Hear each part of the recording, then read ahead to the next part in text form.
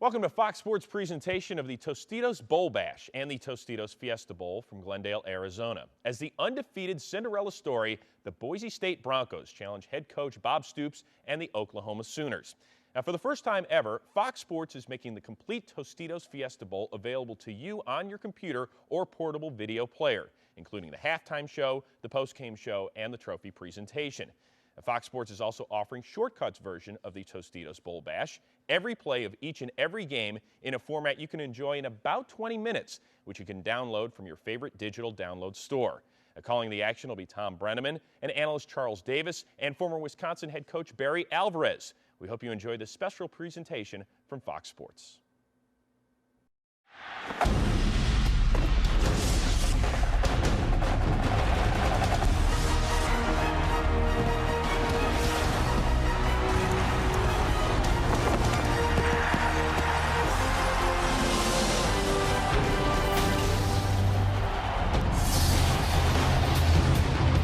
It is a spectacular night in the Valley of the Sun as we welcome you to Glendale, Arizona, as the BCS Bowl Bash continues on Fox.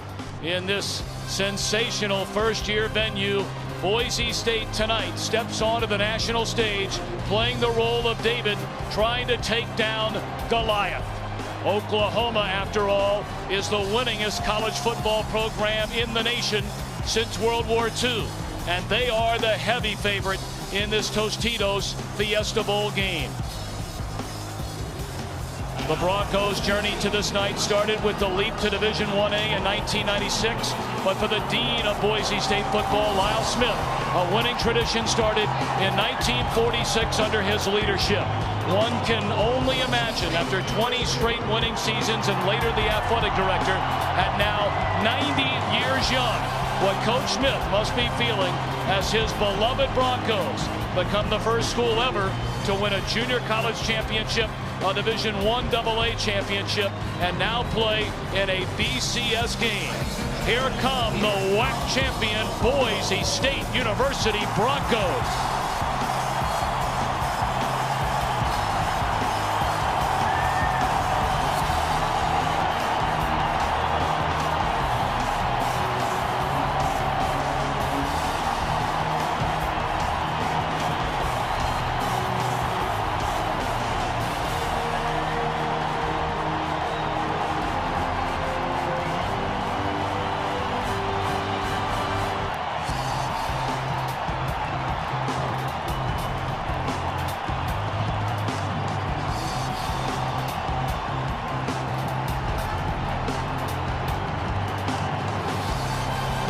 Boise State may be small, but not without talent. The young man to watch tonight, the electrifying sophomore tailback Ian Johnson. He led the nation in scoring and touchdowns. His head coach, Chris Peterson, is standing by with our fourth man in the broadcast booth, Chris Myers. Tom and Coach, your team, America's underdog, the little guy. Do you feel like you're playing for more than just Boise State here? Yeah, we're playing for a lot of things. We're playing for the city of Boise, our university, the state of Idaho. And anybody else out there that thinks they might not have a chance, we're playing for everybody. Undefeated, but you said you hadn't seen anybody as big and as fast as Oklahoma. What's your approach? Yeah, they are. They're an excellent football team. They got great tradition and history. We're just going to play hard. We're going to leave it all out here on the field tonight. Thanks, Coach. Happy New Year. Happy New Year to you, too. Thank you. Tom? Thank you very much, Chris. And while Boise State wears the color blue, Oklahoma is blue, as in the blue blood crown of college football. 7 national championships, 40 conference titles, wearing the crimson and cream out of the Big 12 Conference, the Oklahoma Sooners.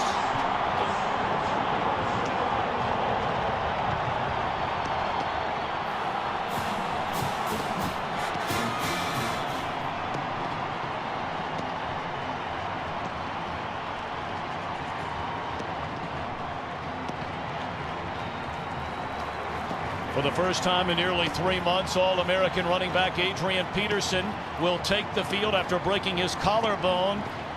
Is tonight his final game at Oklahoma. For head coach Bob Stoops, what a masterful job with this young OU team. They come into this Tostitos national champion Fiesta Bowl game having won 8 consecutive games.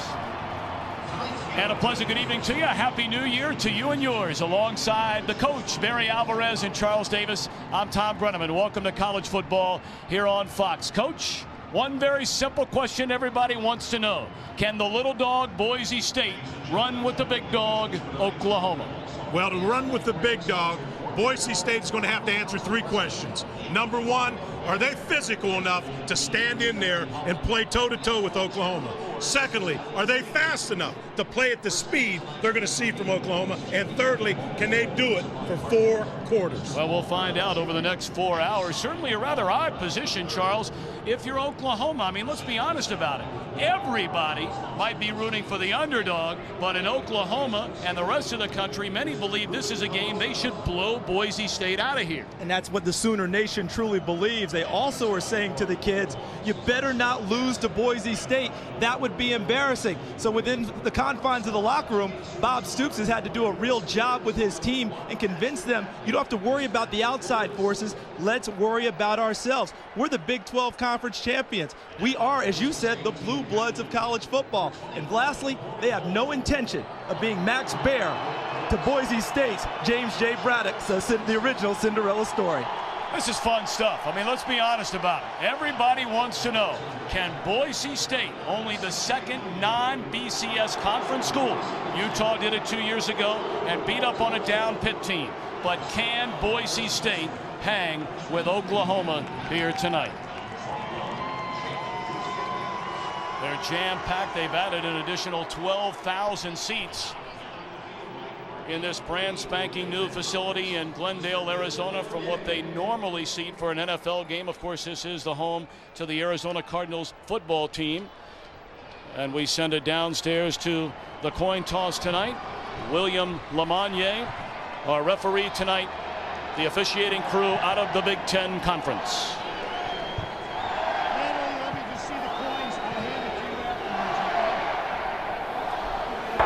Captains, it's an honor to be here.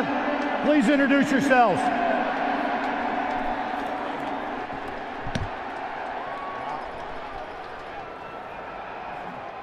The coin with the Tostitos is heads. The backside with the team logo is tails. I need your options now. Tails is the call.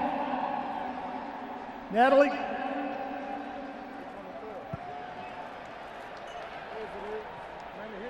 It's come up tails. Boise State, you've won the toss. Boise State's won the toss, deferred to the second half.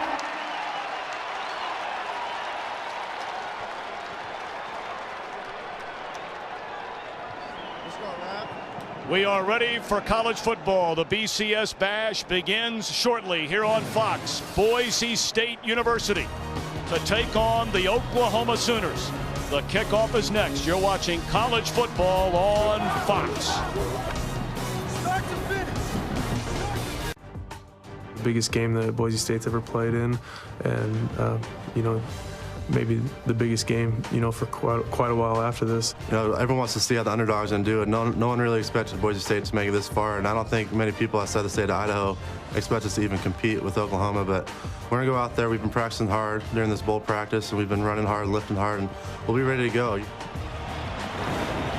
Well, we had a chance to get to Boise, Idaho last week, and they are ready to play.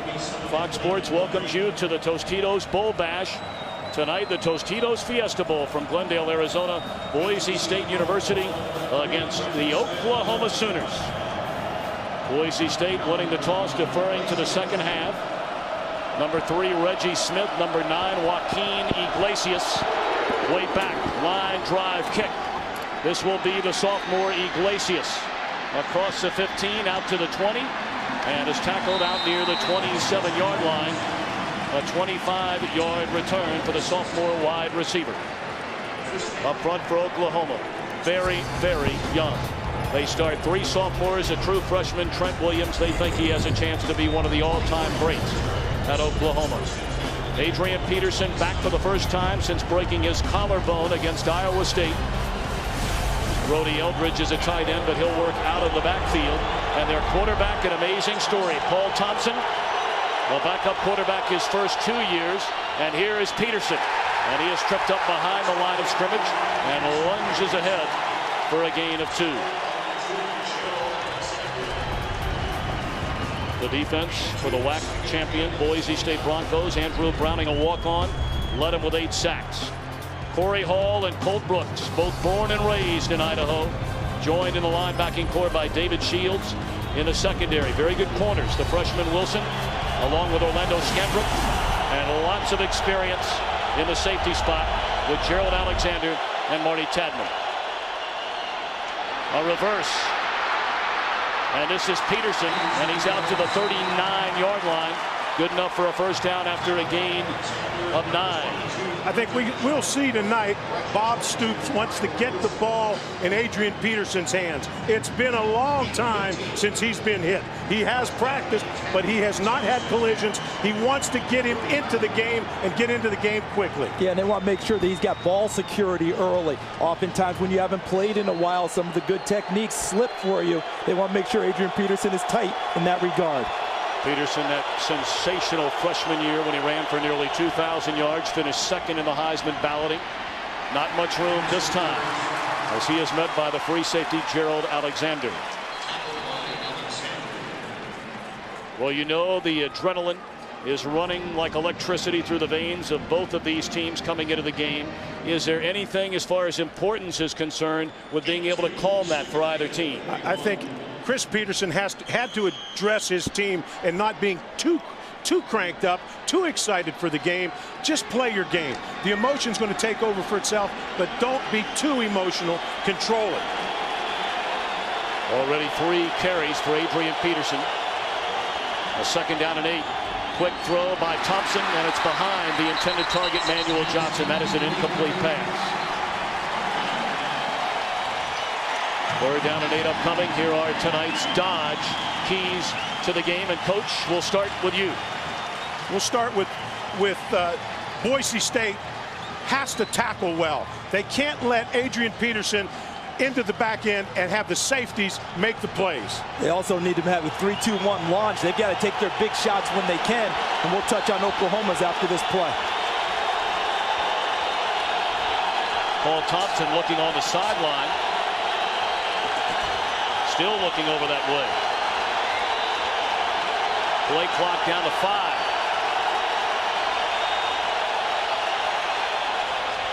They just do get it off. Good protection for Thompson. And it was tipped at the line of scrimmage and nearly intercepted by Hall. So how about the opening stand after a first down from Oklahoma by this Boise State University defense? Well, that's exactly what Boise State needed.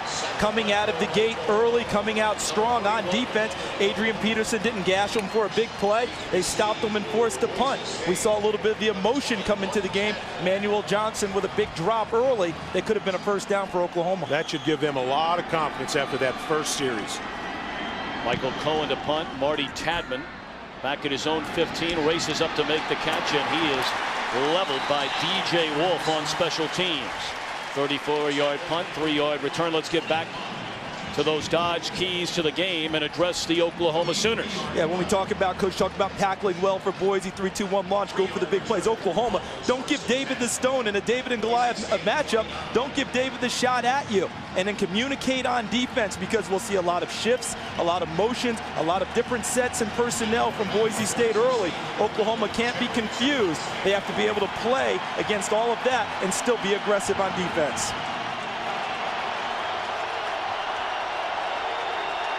That Oklahoma defensive front jam-packed at the line of scrimmage. Jared Zabransky, a very good runner. And he tucks it underneath his arm and carries out to the 34-yard line. A pickup of 5 by Zabransky, a 3-year starter, a 32-5 record. He is starting his 38th consecutive game. The 32 wins, more than any quarterback in college football the last 3 seasons. You'll see a lot of different personnel groupings, formations, shifts. We need good communication from the Oklahoma side. Boise State is looking for an advantage when they make these shifts. First carry for Ian Johnson, and he's out to the 37-yard line. It'll bring up 3rd down and 2 up front for Boise State. They believe Ryan Clady could be starting at left tackle for just about any school in college football. He is a monster out at left tackle. Ian Johnson ran for better than 1,600 yards. He is a dynamic back, and they have 3 outstanding wide receivers in Jared Rabb, Legadou Nunez, and Dryzen James, who's from right here in Phoenix. And we talked about Zabransky, a great sophomore year, a down junior year, and has had a dynamite senior year. Well, they run right at him on 3rd and short. They do. And they have the first down out to the 40-yard line. For those that believe Boise State, oh, they're another school out of the WAC that throws the ball 40 or 50 times a game, don't be fooled. They average more than 2 to 1 run to pass as far as yardage is concerned. That's why I thought that was significant on that play, guys, because Boise State, many people think they're just going to try and trick you and fool you. They like to run at people. That will give them a lot of confidence picking up that first down.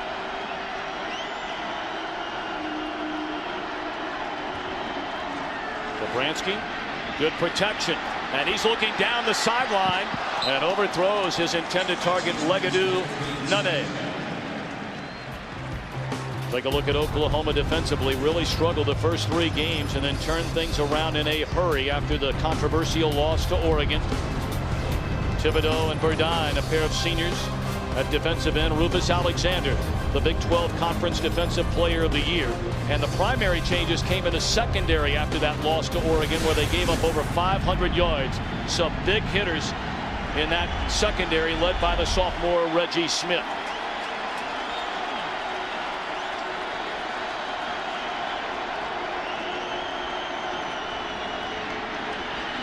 Zabransky looking around and dumps it off to Ian Johnson, and he is tackled immediately. They'll spot it at the 44-yard line. Coverage and tackle by Zach Latimer. One of the big question marks and the biggest surprises for Boise State this year was the offensive line. They've started out very strong in this game. You don't see anyone running free in the offense or the defensive front for Oklahoma. They're covering everyone up. Did not expect them to be intimidated coming into this game. Thus far, they have definitely not been.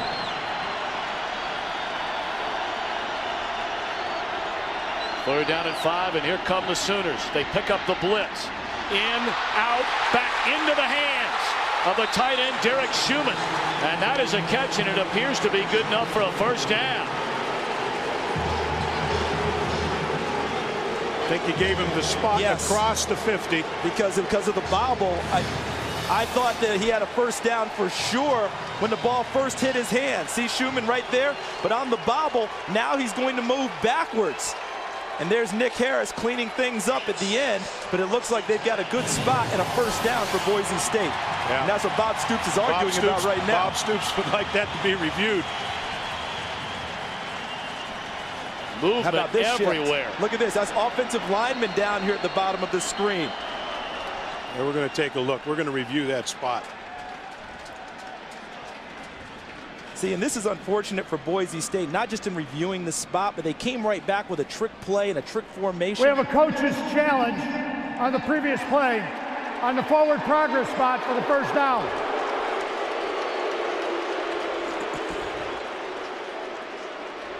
So as they take a look, after the challenge by Bob Stoops, we will step aside. Back to Glendale in a moment. Great challenge. Instant replay reviewable plays in college football. Every play subject to review by the booth official. And each coach has one challenge. If the play is upheld, you lose a timeout. Following the review, the play stands as called. First down, Boise State. Oklahoma is charged a team timeout and has used their coach's challenge.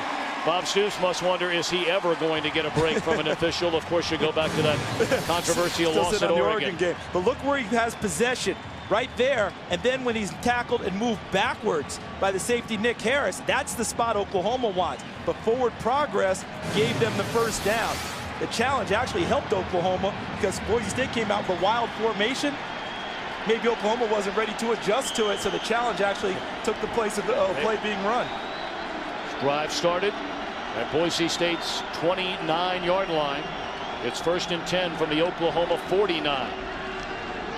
Play action, and Zabransky looking for it all. Wide open in the end zone. Touchdown, Dryzen James.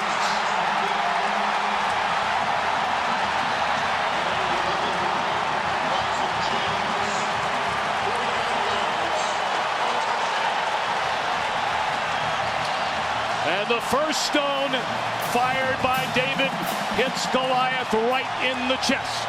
This is part of the launchers that we talked about. Remember the keys, 3, 2, 1 launch. Get your big plays early if you're Boise State. Came out with a play action pass. Dryzen James with a double move. Beats the Oklahoma defense for the initial score of the night. Anthony Montgomery, the senior place kicker, on for the point after. And how about that? We asked the question, can the little dog run with the big dog? Well, right now, the little dog has a 7-0 lead.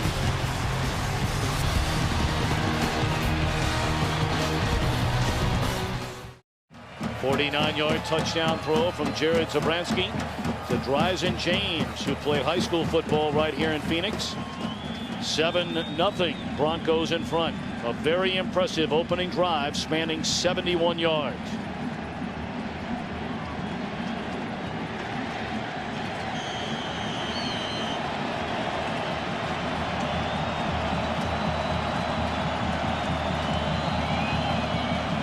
The left-footed kicker Montgomery puts foot on leather, and this will be Iglesias from the 9. And nowhere to go. Nowhere.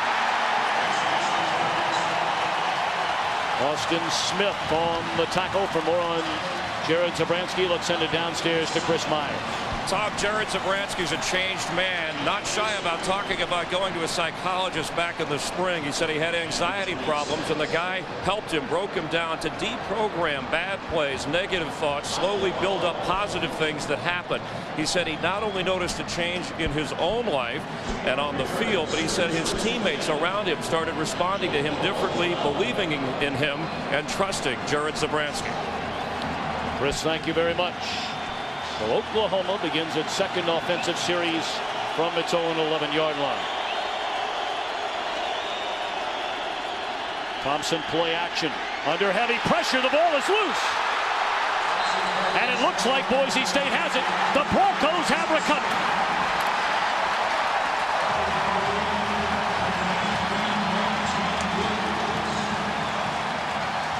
Mike T. Williams stripped it. And he recovered it. He's their best pass rusher. Watch him coming from your right.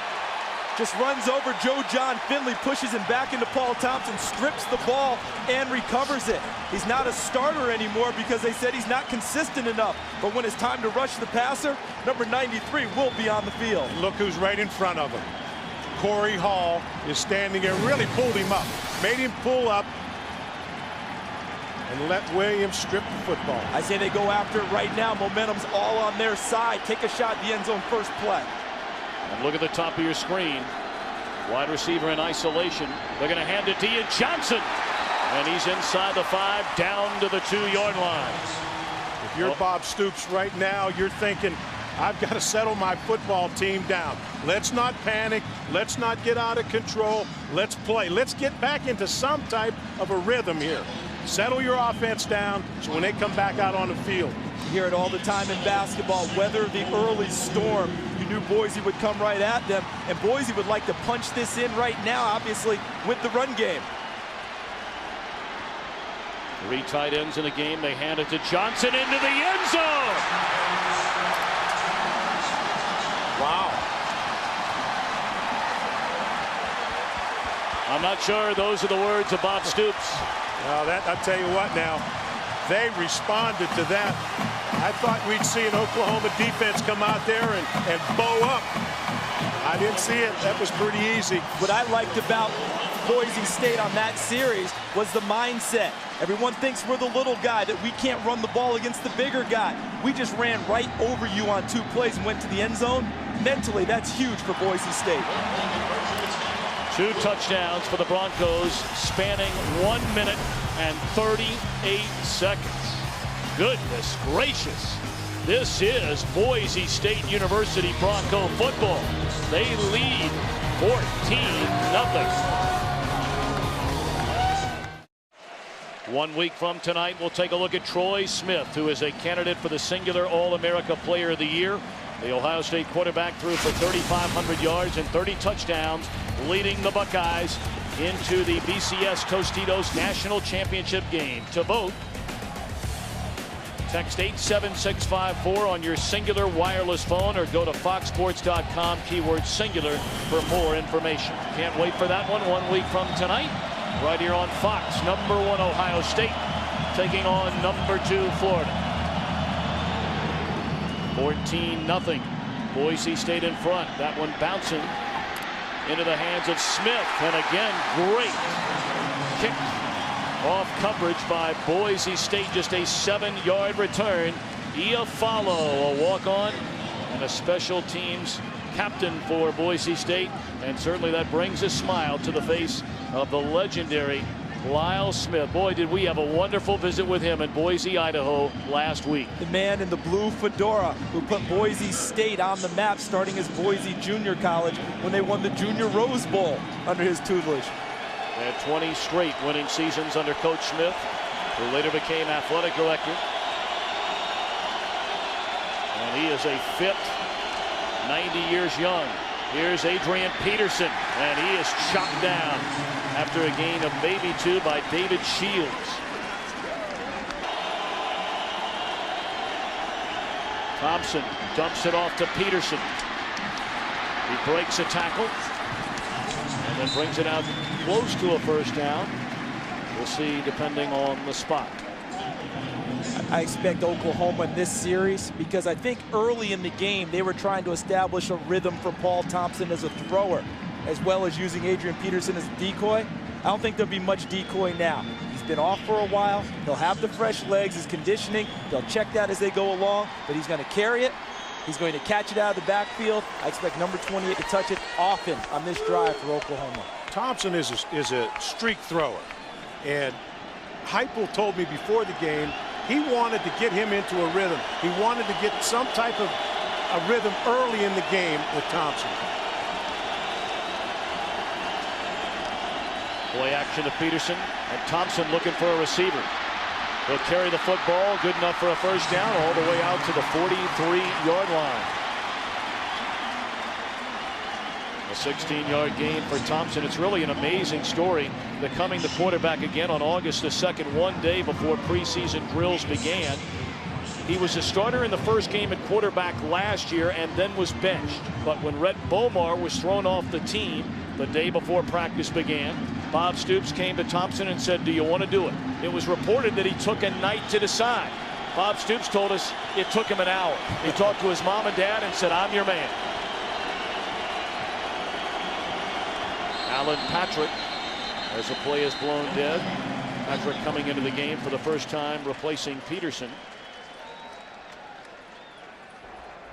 False start, 72 offense, 5-yard penalty, still first down.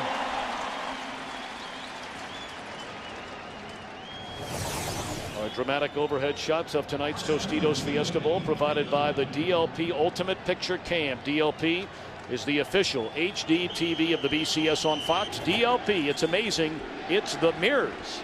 Coach, as you mentioned, Josh Heupel, the quarterback coach, wanted to get Paul Thompson into a rhythm early. That hasn't happened so far, but I think his last 2 plays have been his best. An easy throw to Adrian Peterson, and the last one checked out of the pass and ran the ball for positive yardage. That'll help him get comfortable.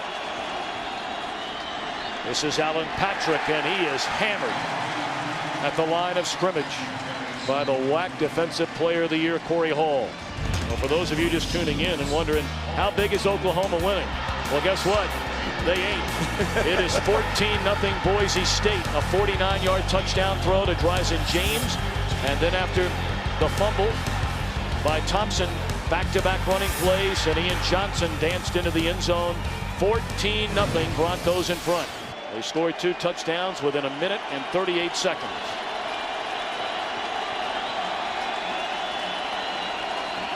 Second and 14.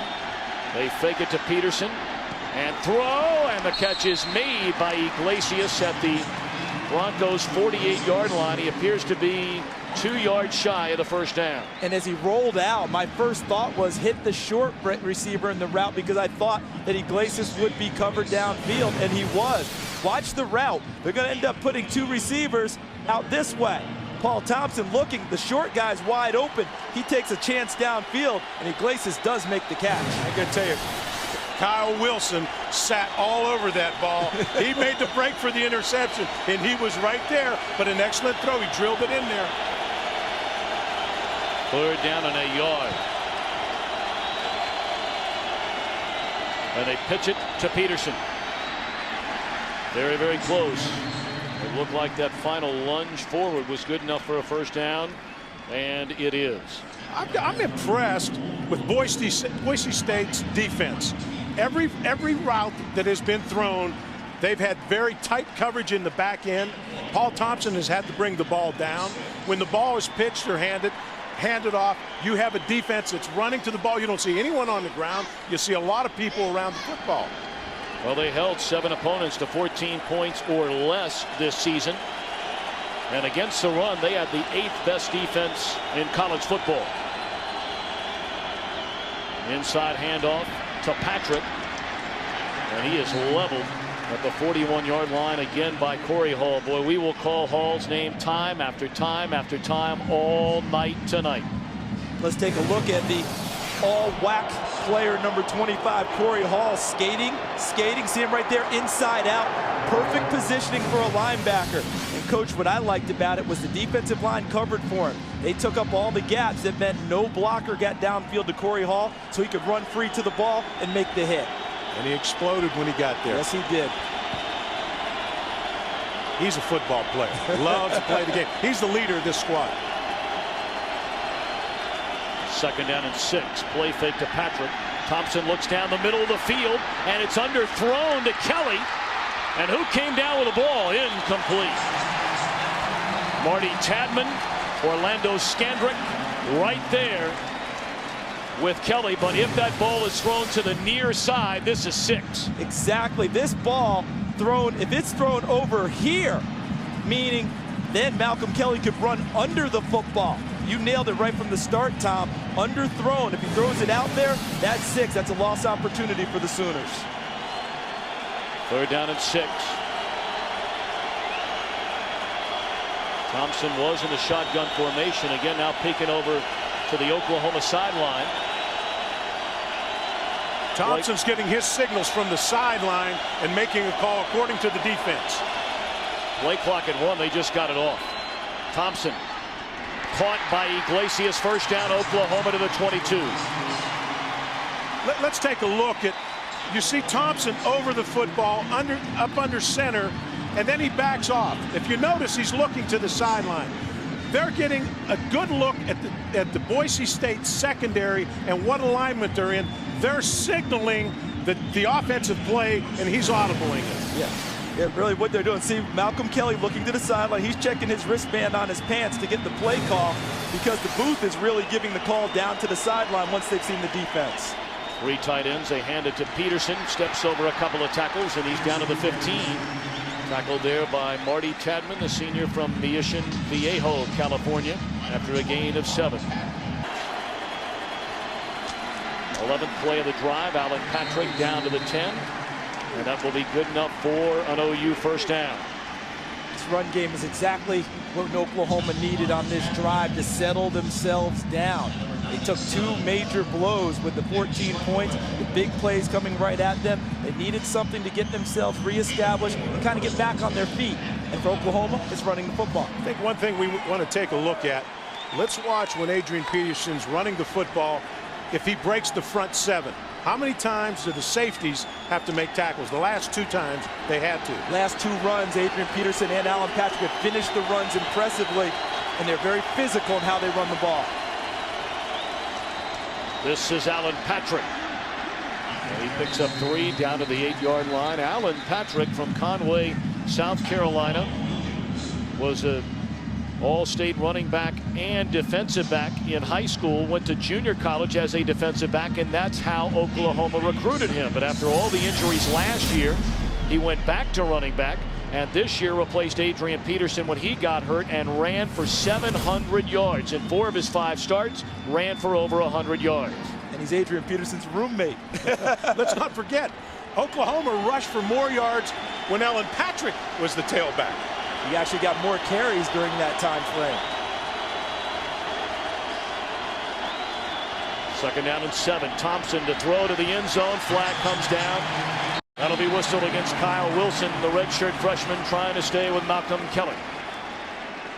Big size disparity there. Malcolm Kelly, 6'4", almost 220 pounds. Kyle Wilson, 5'10", 186. You know Oklahoma likes that matchup, giving Kelly a chance to be physical and running his routes. I'd say one thing to take a look at. That's the second time we've seen Kyle. Pass interference, defense, number 22. By rule, the ball's placed at the 2-yard line. Automatic, first down. Kyle Wilson has had very tight coverage. Let's look down the road. Let's take a look and watch for some double moves. If he's going to play that tight on the receivers, you have to give him a stop and go. You have to give him an out and up. Give him double moves. Go for the bomb if he's going to try to play you that tight. Yeah, Malcolm Kelly wearing the latest in fashion apparel, number 22 in Boise State white. Adrian Peterson in the I formation, trying to get to the end zone for the first time since breaking his collarbone. And Gerald Alexander says, not this time. When you can catch a big back such as an Adrian Peterson before he gets his shoulders square to the line of scrimmage, that's when you have your best chance to tackle him. He never got a chance to turn upfield. See how he's running laterally? Gerald Alexander cleans up on that play. If he gets a chance to turn his shoulders and get downhill, that's when he's difficult to handle. Marty Tapman did a nice job as a safety to get up and bounce it and make it go east and west instead of north and south, Charles. This will be the final play, more than likely, of this opening quarter. Thompson to the end zone. Touchdown, Oklahoma. Manuel Johnson, his 3rd receiving touchdown of the year, and the Sooners on the board.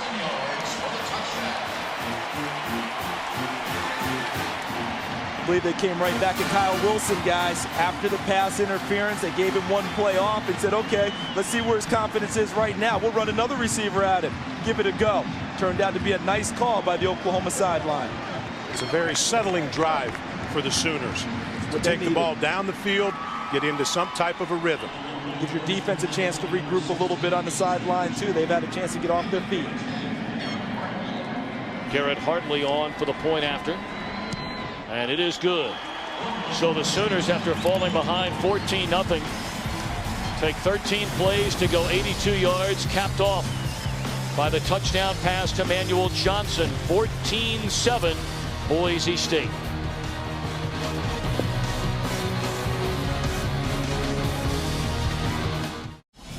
Aerial coverage of tonight's Tostitos Fiesta Bowl is brought to you by Budweiser. The fixed wing, high atop Cardinal Stadium in Glendale, Arizona.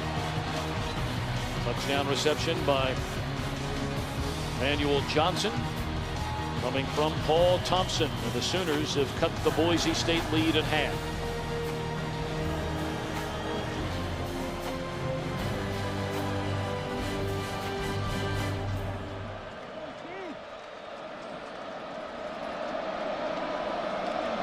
Boise State to get the football for the 3rd time in the game. Their first 2 possessions culminating in touchdowns. This is Rashawn Scott from his own end zone.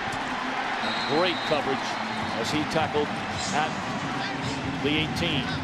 Let's go downstairs and check in with Chris Myers.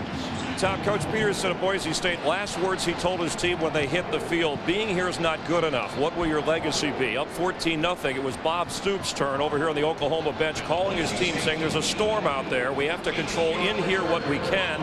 Line coach James Patton saying we can wear these guys down. Let's put a drive together. It's exactly what they did. Well, they start the play clock in college football after the ball is placed down and ready for play. So the first quarter has come to an end at the Tostitos Fiesta Bowl. We ask the question, can the little dog run with a big dog? They're at the quarter pole. And it's 14-7 Boise State. We're back after a word from your local Fox station.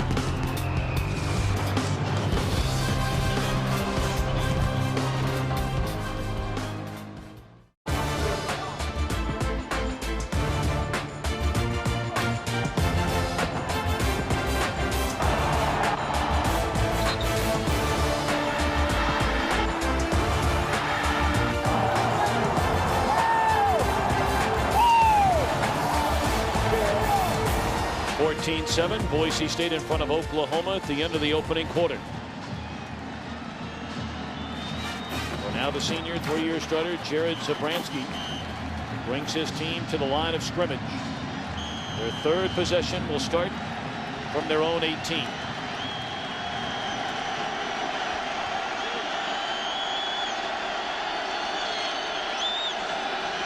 Nunne in motion, and they set up the screen.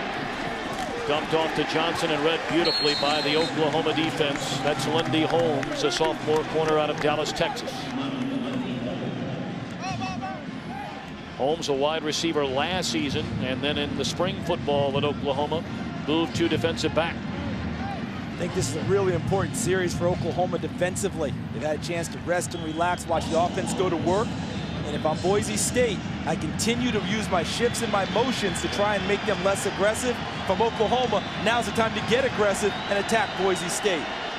Got to look at Brent Venables, the associate head coach and defensive coordinator for the Sooners. Here comes a blitz. They pick it up. Zabransky fires to Nunne to the 35, and he's out to the 36. They'll move the chains.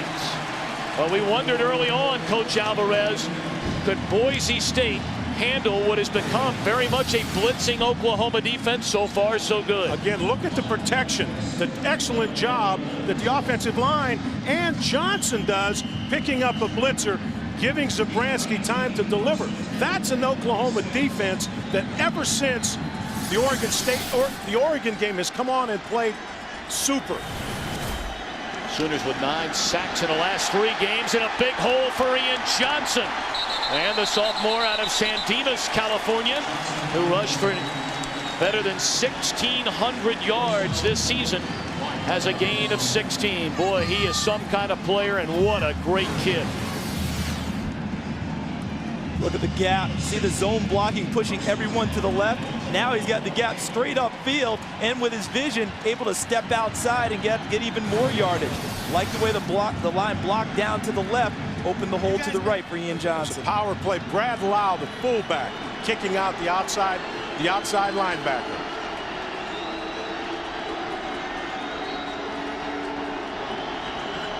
Ball at the Oklahoma 48.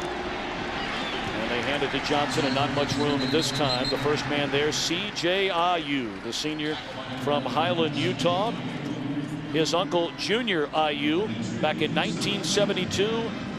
Playing for Arizona State in the very first Fiesta Bowl, was the defensive MVP of that game. And his dad played in the Fiesta Bowl also with BYU, a reserve running back. So the IUs love to come to Phoenix. They got a few of those Fiesta Bowl watches. They played the Fiesta Bowl, the Tostitos Fiesta Bowl.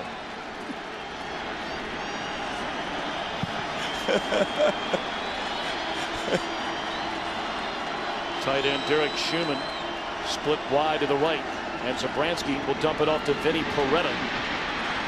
And he slips out of the tackle of Lindy Holmes and then stepped out of bounds at the 45-yard line. Peretta's been developed into a multifaceted weapon at both wide receiver and running back. I like the way Boise State has come out. I was a little concerned after watching some practice of all the contact they had. Chris Peterson was trying to get that team ready to match the physical ability that he was going to see at Oklahoma, and I tell you, he has them ready. Yeah, we wondered if maybe they hit too much, maybe took some legs.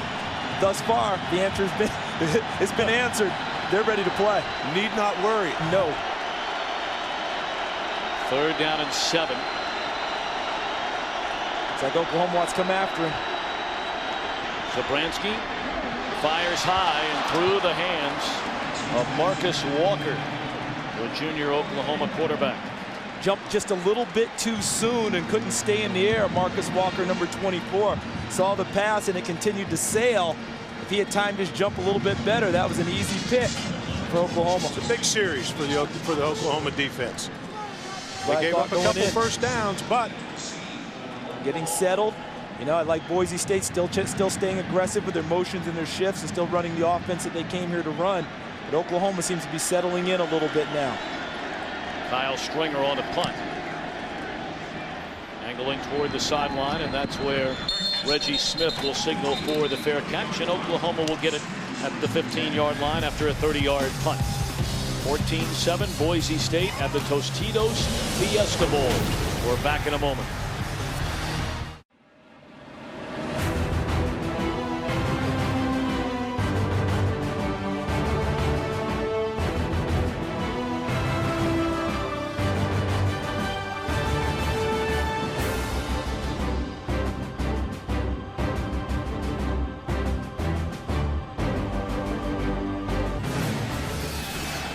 Sometimes, just like in baseball, outfielder Marcus Walker saying, I couldn't see it in the lights, the glare of the lights. That's how he missed the interception on third down that led to the punt.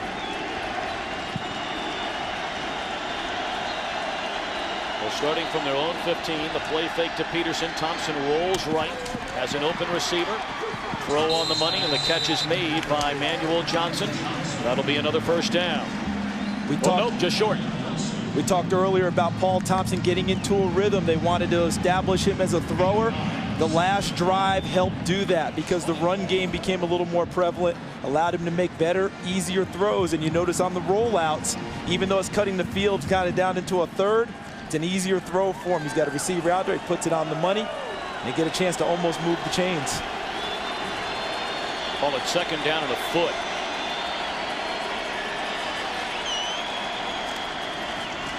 And Thompson to throw. Good enough for a first down.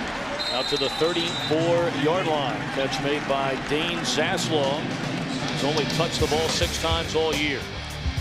Let's take a look at that last possession. Set, 2 runs, and a touchdown by Thompson. One run we didn't see in there was a run by Paul Thompson, darting up in the pocket, gaining about 13 yards, helped open things up. That was an 82-yard drive, 13 plays, took 7 minutes off the clock. That shows you the confidence on that staff, or the confidence that that staff can exude and give this team composure to answer a 14-point deficit. They had to add a little bit of time to the game clock. That's what Bill Lamonier was talking about. There you see the numbers on Thompson, who threw for the 5th most touchdowns in a season in OU football history. Of course, for many years, all they did was run the wishbone. Peterson carries across the 40 to the 41-yard line. Really, the rushing numbers a bit on the misleading side. You talked about the 13-yard run by Paul Thompson. Thus far, Peterson is averaging less than 3 yards per carry. Patrick, 4 carries, 12 yards. The one good thing I am seeing from Oklahoma, I don't know if you're seeing the same thing or not, Coach, is they're starting to finish these runs off. Because now I'm seeing them become a little more physical downfield when they get to the 2nd and 3rd level, and they're starting to really initiate the contact with the tackle. I tell you what I'm seeing. I'm seeing some seams in the offensive line. The offensive line creating some holes. Play action again into the far side. The catch is made by rarely used wide receiver Quentin Chaney. And the first down to the Broncos' 48-yard line, a gain of 11.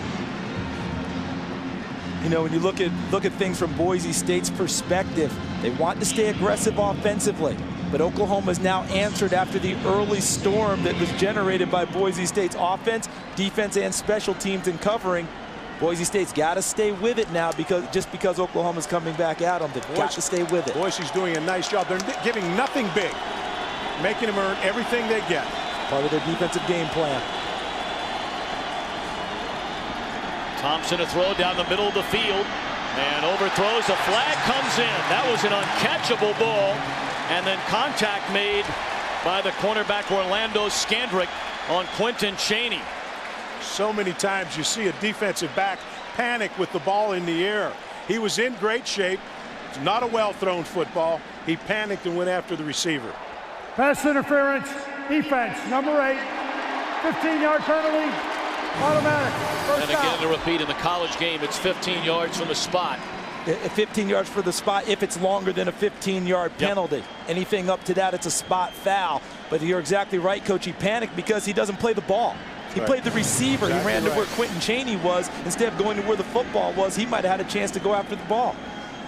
And Quentin Chaney, he's caught 2 balls all year. One pass coming into this game. He just caught his second a moment ago, and they were looking for him to go into the end zone. Hey, Quentin Chaney's just saying, hey, I'm part of the game plan now. Put me in, Coach. I'm ready to play.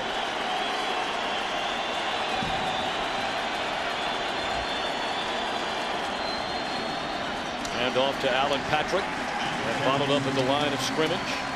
Led by Mike G. Williams. They have a Mike G. Williams, who's a senior out of Lethbridge, Canada, and a Mike T. Williams, a sophomore out of Sacramento, California. Yeah, the difference between the two, Mike G. Williams is more of the run guy. He comes in, he's a little more consistent.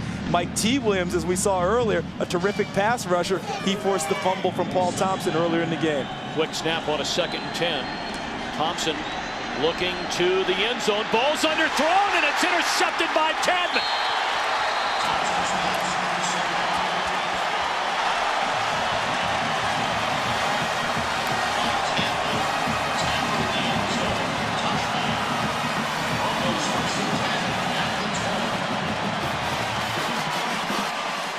The 2nd turnover of the game by Oklahoma. Again, the open receiver Iglesias underthrown. Tadman went and got it. Just a spectacular venue here in Glendale, Arizona.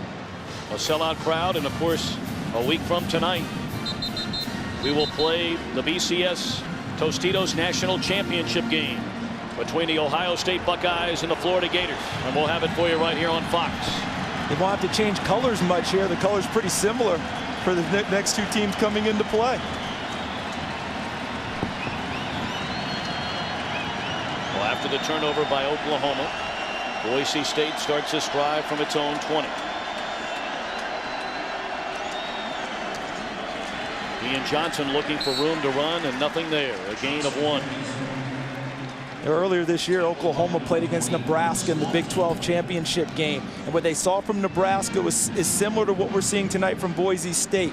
A lot of motions, a lot of shifts, different formations, personnel. But when you talk with the Oklahoma coaches, they said the Nebraska guys got away from that as the game went on. I expect Boise State to continue to do that throughout the ball game, wanting to try and find a little bit of an edge and keep Oklahoma from being as aggressive as they normally are on defense. That's part of their package, and they won't go away from it, Charles.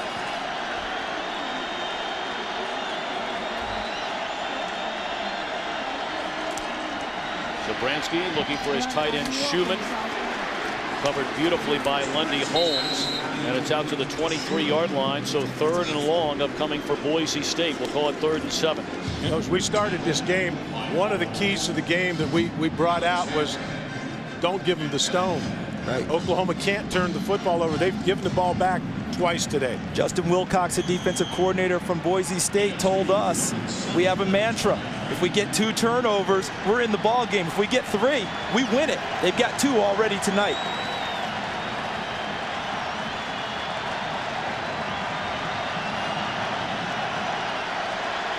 Third down and 7 for the Broncos. They need to get to the 30. Blitz coming. Zabransky dancing around, fires, and was a catch made by James? No. And James going to argue.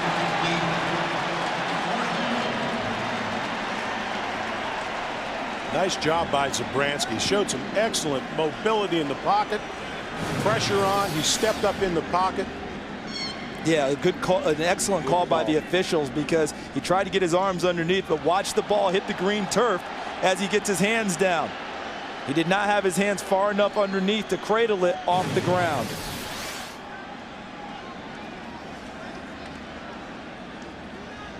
Well, Boise State taking its time to get into punt formation so their coaches upstairs can have a look. Interesting to me so far, the biggest plays Boise State has had in the pass game have come against Oklahoma's blitzes. Versus their regular zone looks, they've been able to throw underneath, but Oklahoma's run those plays down. The punt by Kyle Stringer. And this is Reggie Smith from the 27. Smith cuts it back to the inside and close to midfield. He's tackled at the 49-yard line. Spectacular athlete Reggie Smith is. That's a 13-yard return. Oklahoma in business.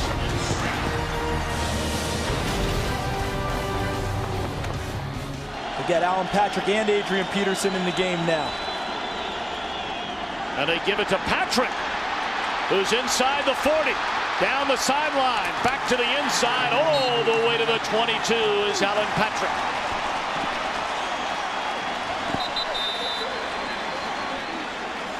At the top of the game, we talked about having erasers, erase mistakes because of tackling. Watch Alan Patrick, a huge hole, but then he makes the first guy miss right there.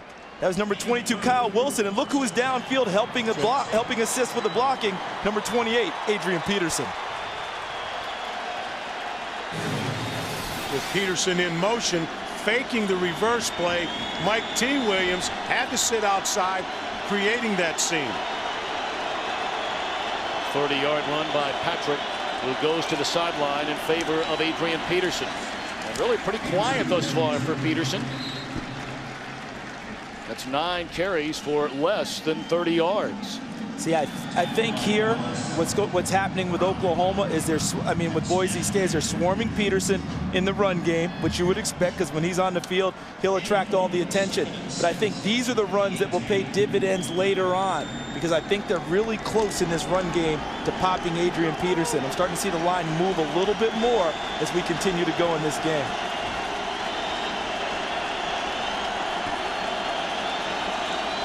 Second down and 7, Peterson.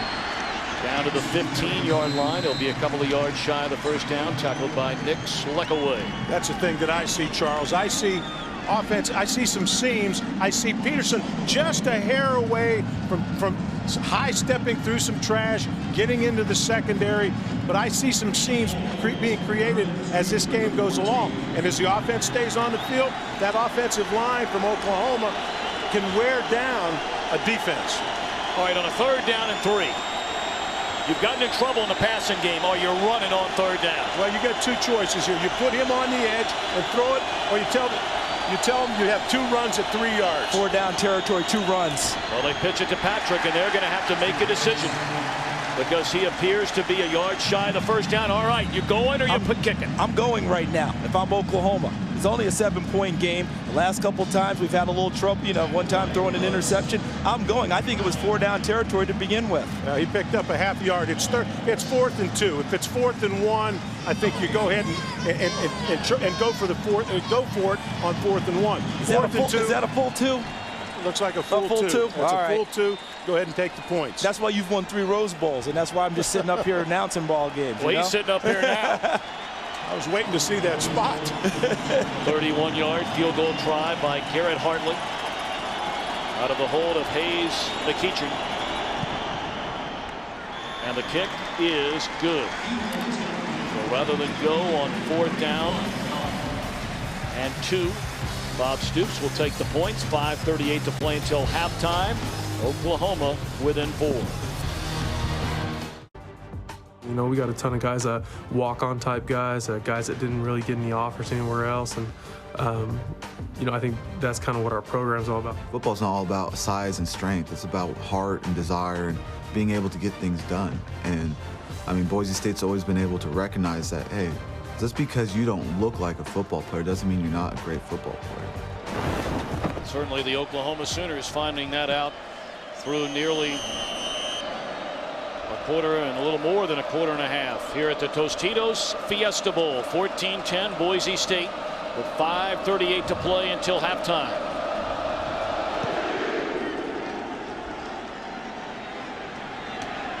Quentin Jones a couple of yards into his own end zone, and he is buried at the 15-yard line by Curtis Lofton. Let's check in once again with Chris Myers. On the Boise State sideline, Tom, and underdogs of a feather must flock together. You remember the Cinderella story in the NCAA basketball tournament. George Mason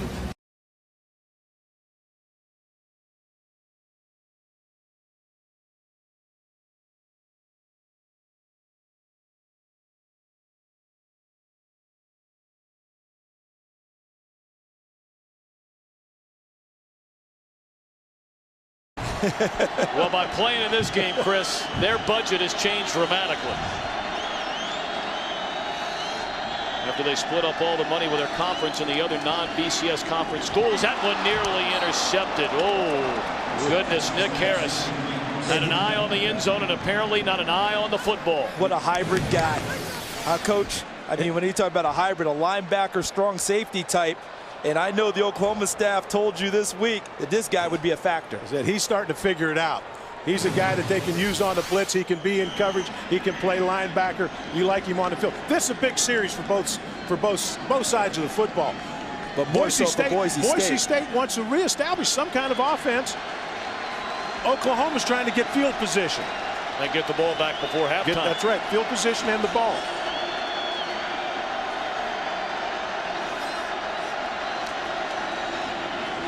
Flags come down. There was early movement. Nowhere to go for Ian Johnson. Offsides will go against Oklahoma. Yeah, they're hoping they caught them in the neutral zone and got the snap in time.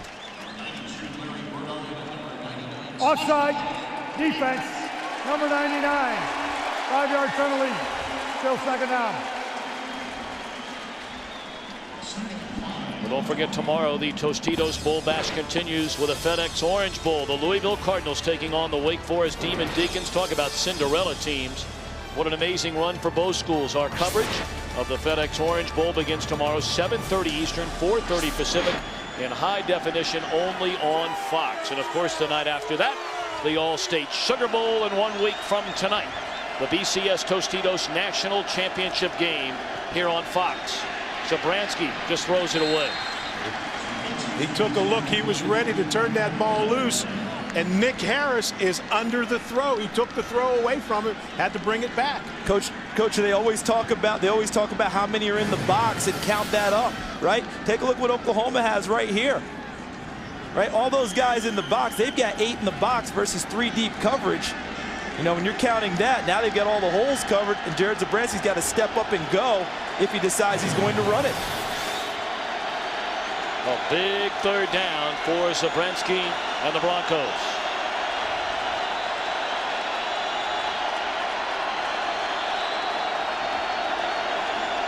Blitz coming. Zabransky. Down he goes.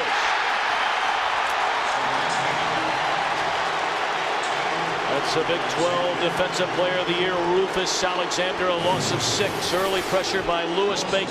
Watch coming from the right side of your screen, number 16. There's Baker. He misses. Then he steps up. Then he's missed a second time by number 92, Larry Burdine, before the Big 12 Defensive Player of the Year and All-American linebacker Rufus Alexander wraps him up. That's team speed on defense. People keeping their feet, staying after the ball. Zabransky doing a good job of moving around, but he just couldn't get away from that speed. I think he's got to learn to move and go. Take off and sting him downfield. If the longer he stays in the pocket, the more guys get after him. Stringer punts from the goal line, and a booming kick all the way back to the 35-yard line. What a great punt that was. 51 yards from the senior out of Humboldt, Texas. Our dramatic overhead shots of tonight's Tostitos Fiesta Bowl provided by the DLP Ultimate Picture Cam. DLP is the official HD TV of the BCS on Fox. DLP, it's amazing. It's the mirrors. That last series, the last blitz, something sticks in my mind about Oklahoma's defense. When they think they've got the advantage, they tend to come after you. That's what Brent Venables did, and it worked quite well for the OU Sooners. Quentin Chaney in at wide receiver again. Thompson flushed out of the pocket, and a flag comes down behind the line of scrimmage. Thompson chased out of bounds at the 40, but this one more than likely coming back. Let's send it downstairs to Chris Myers. Okay. Do you want to come back and finish it with King, who's out on defense? This will be a hold, it looks like, against Oklahoma. We'll get back to Chris Myers after William Lamagnier out of the Big Ten gives us all the particulars. Holding, 50 on the offense, 10 yards, previous spot, still first down. Now let's go downstairs to Chris Myers. Yeah, Tom, Malcolm Kelly, top receiver for the Sooners, has not played in the last 2 series. Previous to that, he was hit hard, shaken up, had his helmet off. They thought maybe he suffered from a concussion. He shook it off, said, "I'm okay," but they said, "You're not going back into the game for right now." So that's why we're seeing so much of Quentin Cheney. Chris, thank you very much.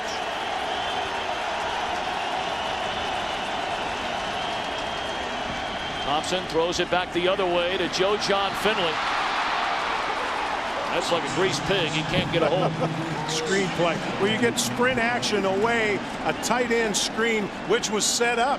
It's set up quite well, and it's the second time I've seen Oklahoma tonight try and use a misdirection throwback pass. On the last interception Paul Thompson threw down the middle, that's where he wanted to go first, was a misdirection pass. Couldn't get it. Then he tried to throw it late down the middle and underthrew it for the interception. On that one, Joe John, if he catches it, he's got some real estate. He missed it 4 times. Even hit him in the mud. And he's a former quarterback. You know, when that ball came in, he was looking down the field. Oh, he was thinking about the turf he was going to eat up.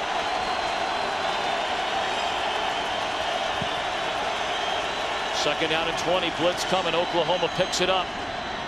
Throw and catch by Johnson. He gets back to the original line of scrimmage out of the 35-yard line. So 3rd and 10 upcoming for the Sooners. Clock under 3 minutes.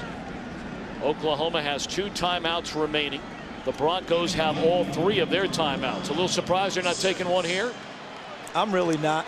The reason why, they've got the lead right now. They want to try and milk this clock down. They'd love to go into the half exactly where they are, not so much thinking about being aggressive on offense here, but make sure they hold them on defense at this point. I tell you what, I would, when they get the ball back with any kind of field position, they're not going to sit on it. No, not at all. But right now, they're saying, okay, if they've got the ball, let's just make sure we hold them. Let's not play for it any other way.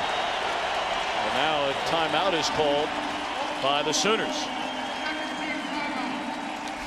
So Oklahoma has 1 timeout left. 3rd and 10 upcoming. We're back. Day after tomorrow, the All-State Sugar Bowl. The Notre Dame Fighting Irish in the final game for quarterback Brady Quinn taking on the LSU Bengal Tigers. Our coverage of the All-State Sugar Bowl begins Wednesday, 7:30 Eastern, 4:30 Pacific, in high definition only on Fox. Notre Dame has not won a bowl game since 1994. They have lost 8 straight, including the blitzing against Ohio State last year. 1994, was that a bowl game in New Orleans? Was that the Sugar Bowl when they beat the University of Florida? That was it. Where they broke out the white shirts with the green stripes and the green socks and stunned the Gators.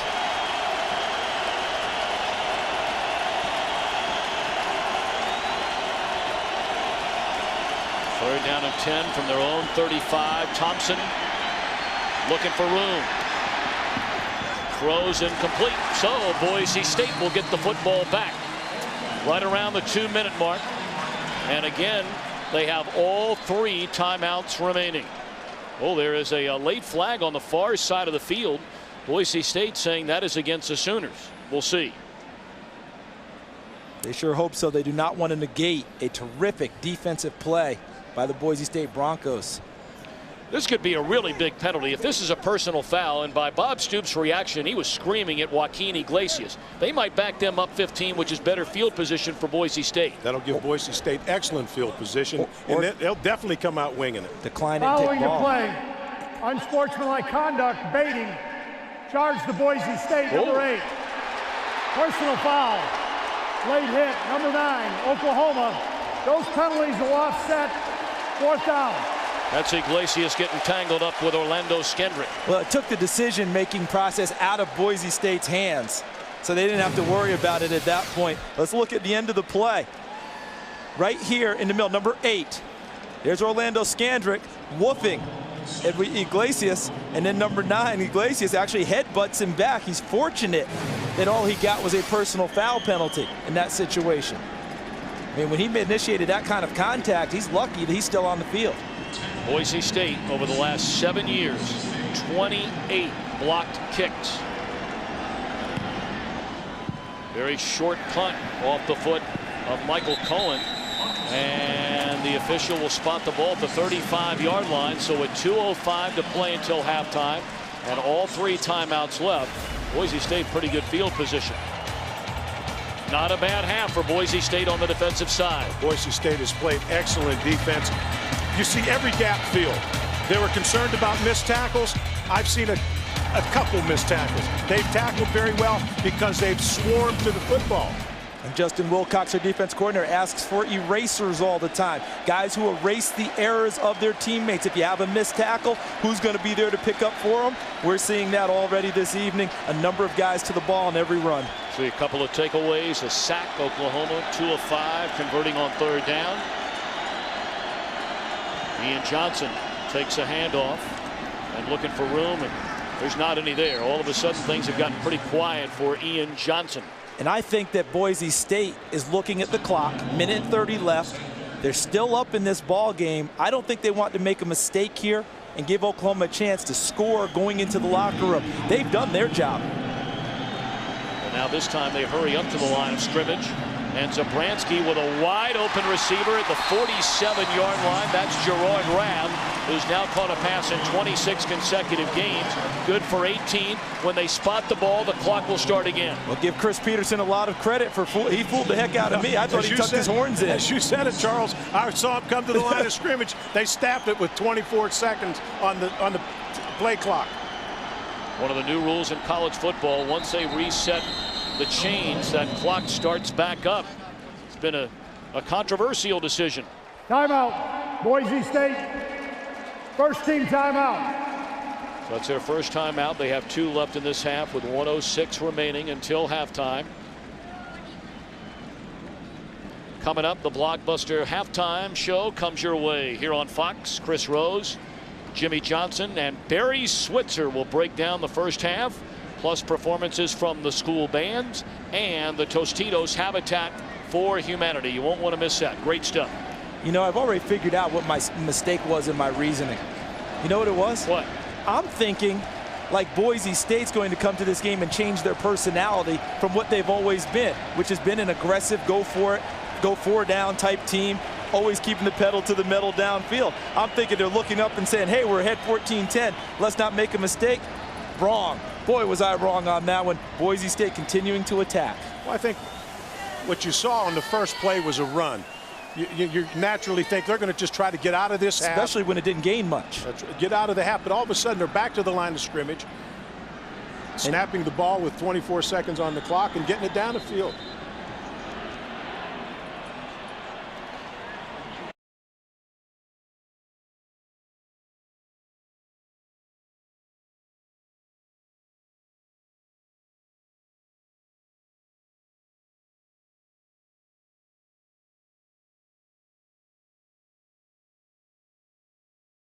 You know, it's a great job of evaluating, and it's not 5-star recruits that they're getting.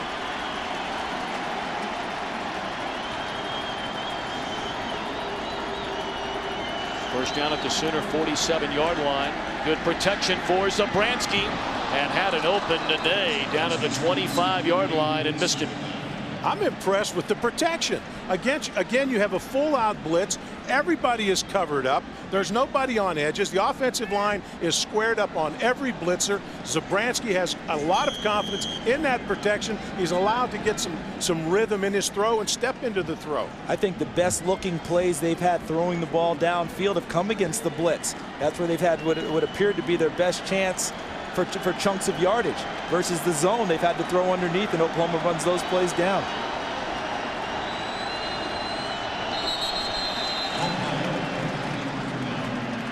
Ball start, 66, offense. 5-yard penalty. Still second down. That's Tad Miller from Boise, Idaho, played at Bishop Kelly High School. Well, you look at this offensive line during the season, only allowing a total of 17 sacks. And I know the cynics out there will say, yeah, well, who did they play? Well, the bottom line is no matter who they played, they only allowed 17 sacks. Yeah, I don't care if you're doing that against air in practice, you know, and you're just playing two-hand tag on the quarterback. That's impressive.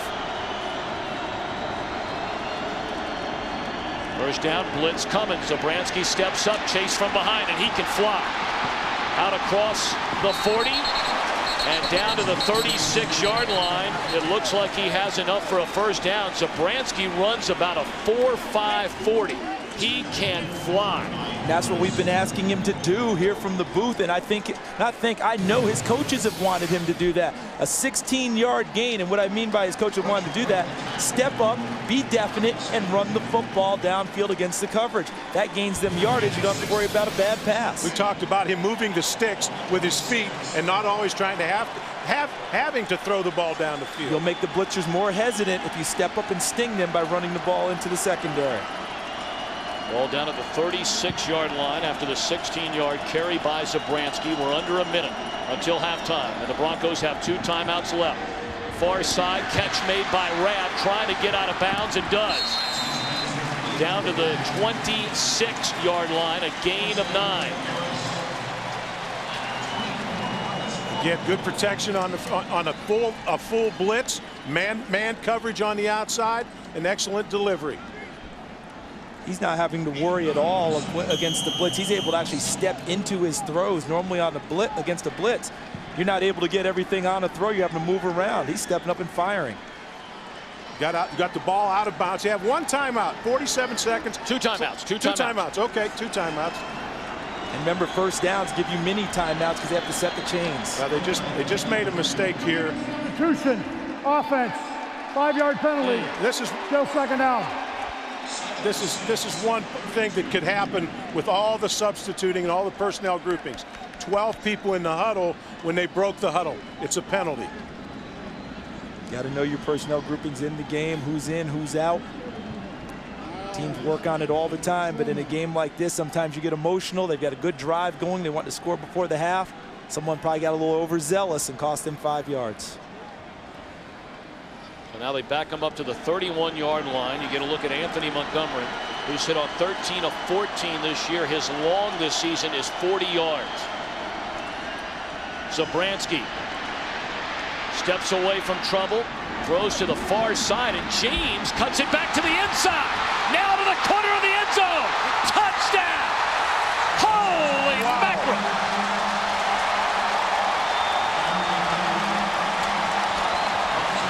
Bryson James from Phoenix, Arizona's Westview High School, his 2nd touchdown tonight. Tremendous awareness by Zabransky. That was a throwback. That ball, he sprinted to his right. The ball was to be thrown across the field to his left to the tight end. What tremendous awareness to find an open receiver. And when James caught the football, were you thinking get to the sideline, get out of bounds? When he turned inside, I thought he might have made a mistake initially, but he turned it into great profit for the Boise State Broncos. He smelled that end zone. He saw that orange end zone. He knew those colors, didn't he? This is what you're talking about, Coach. Looking to throw back. Keeps his feet, but look at the awareness. And the arm strength to get it out there that far. And then James breaks the tackle and dives in. And Boise State with the momentum as we head towards the half. Charles, we're talking about that speed at Oklahoma. Look at this speed.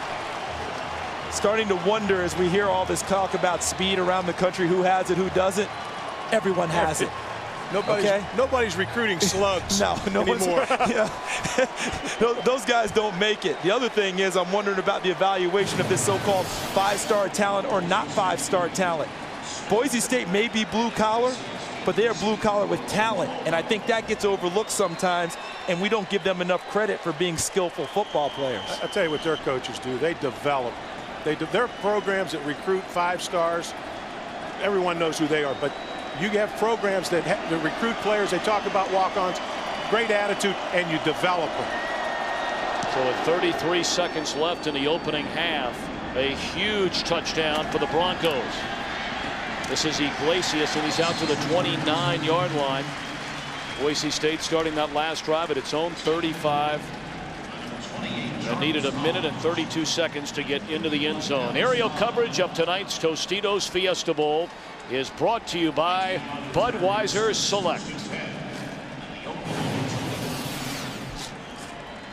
Look at him going for the pylon. He knows where it is, and he knows the ball breaks the plane, keeps his body in bounds, and gets 6 for Boise State. I'm interested to see what Oklahoma decides to do here with 12 seconds. Run the ball inside, get the heck out of here. And Boise State, watch how they leave the field at the end of this half.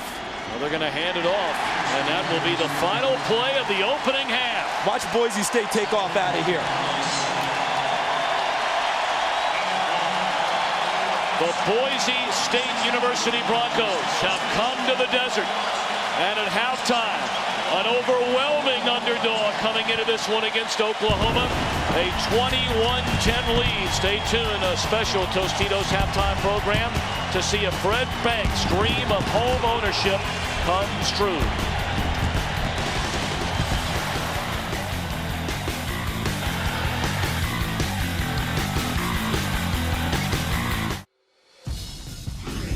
Welcome to the blockbuster Total Access halftime show on Fox. The big question, could Boise State hang with OU? In a word, you bet. Using a little extra effort and a huge first half from quarterback Jared Zabransky to lead the Sooners 21-10.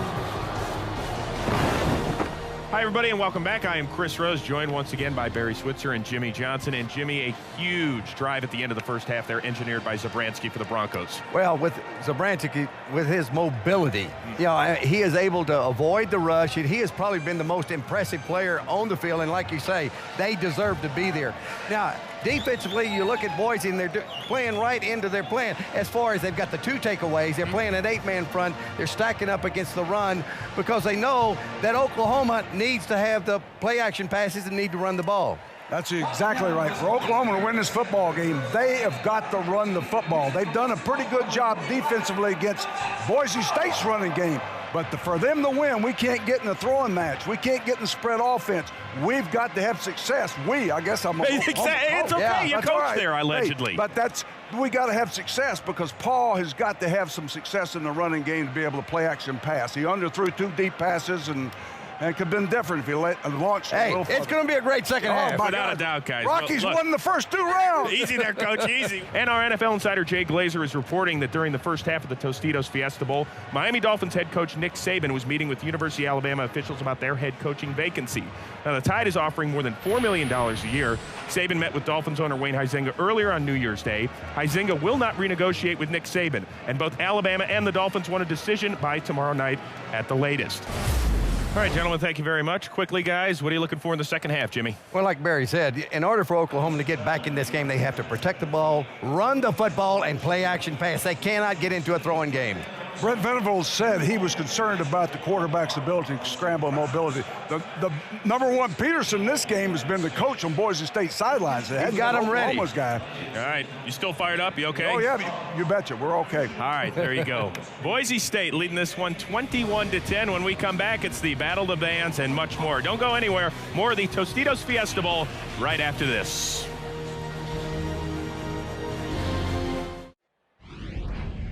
Welcome you back to Glendale, Arizona, and our blockbuster Total Access halftime show, where the Boise State University Broncos have a 21-10 halftime lead.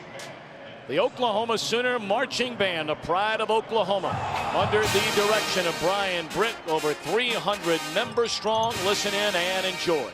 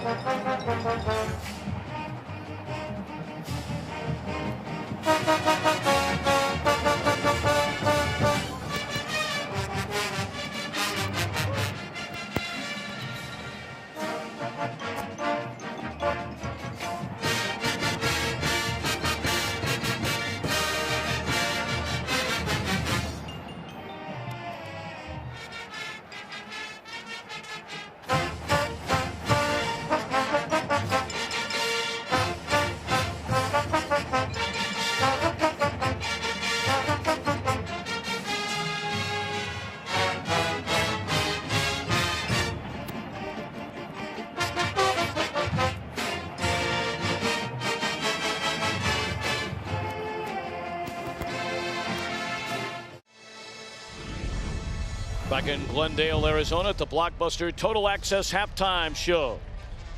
Well, you enjoyed the Sooner Marching Band a moment ago. So now let's hand things over to the Boise State Broncos marching band, the Blue Thunder, they're called.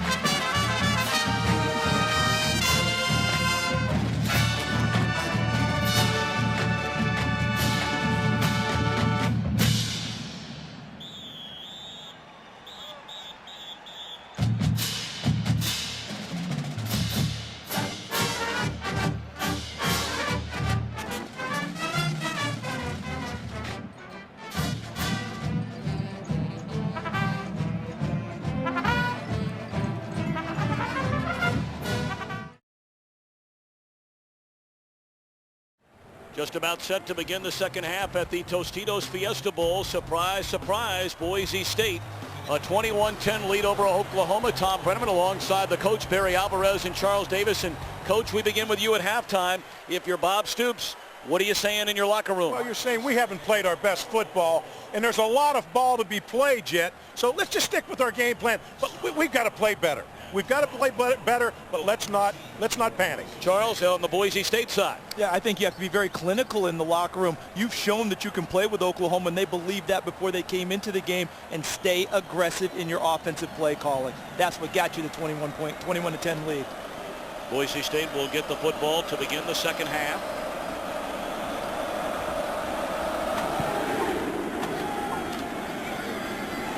And this is Rashawn Scott letting it bounce into the end zone, so Boise State will put it in play at the 20. Let's check in downstairs once again with Chris Myers. Well, I just talked to Bob Stoops, and he was concerned about Malcolm Kelly. Said he had his bell rung early. He hopes to get back into the game at some point. Said they have to run the ball with more authority. On the other sideline, the Boise State team said that they expect the Sooners to pound away, but Coach Peterson said they'll continue to throw even with the lead they have. Tom? Chris, thank you very much. So that final drive in the opening half, Boise State needing only 1 minute and 32 seconds to get into the end zone to open up this 11-point spread. Ian Johnson nowhere to go, a loss of 2. Some of the numbers from the opening half. Sooners outran them, and the Broncos outpassed them. 2 big turnovers in that first half, one directly leading to a Boise State touchdown. One you gave up a touchdown, and the other one you gave up potential points. And that's what we talked about, not giving away the football. And you notice time of possession is heavily in favor of Oklahoma. Sometimes it doesn't mean as much as you think.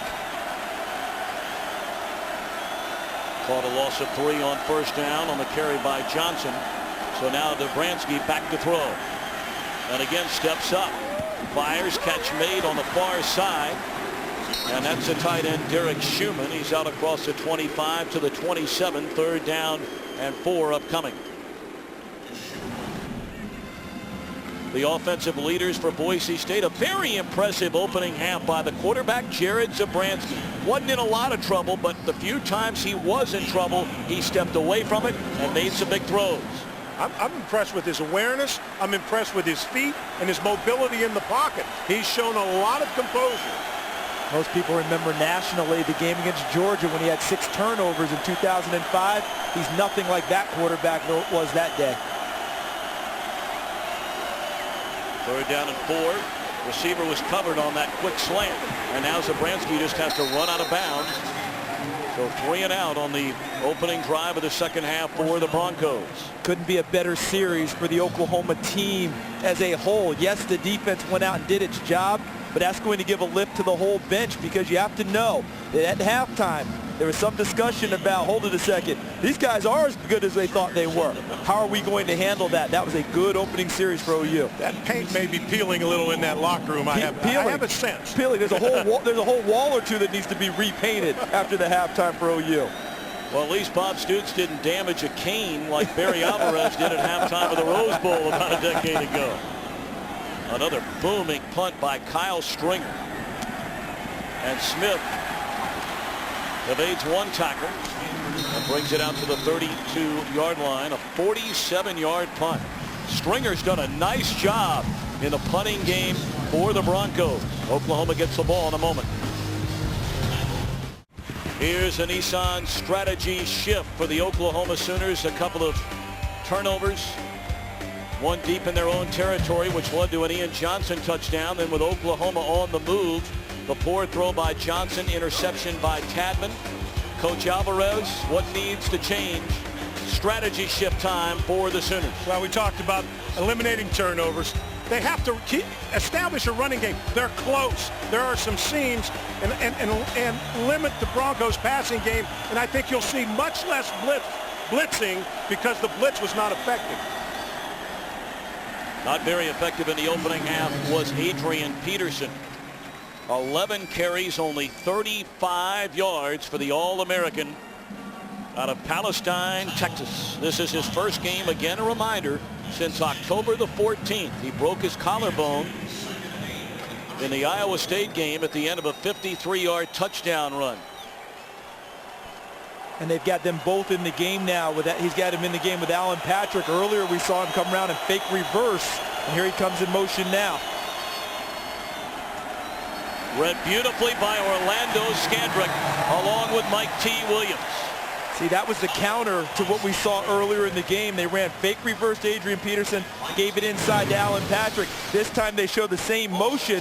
This time Peterson gets the ball. Watch the play by Orlando Scandrick, number 8, the corner. He read the play, got inside of Quentin Chaney, number 84, so he couldn't block him, and made the tackle. See, they're reading it from the booth. Checking the coverage. Now the call's coming down to change things or go with the play that's being called from the sidelines with Josh Heupel, the quarterback's coach. That play clock is down to 3. They just do get it off. Thompson being chased by Browning. Just throws it up in the air to Chaney, and it's intercepted by Gerald Alexander. He's across the 35 to the 40. And nearly to midfield, the third Oklahoma turnover. A poor decision by Paul Thompson, throwing across his body, across the field, nothing on the ball. That's like a jump ball. Across his body, across the field, and deep down the middle. You talk about the triangle of errors. Paul Thompson made them. And this is so uncharacteristic of him because he's been so error-free all year long. Boise State has the advantage.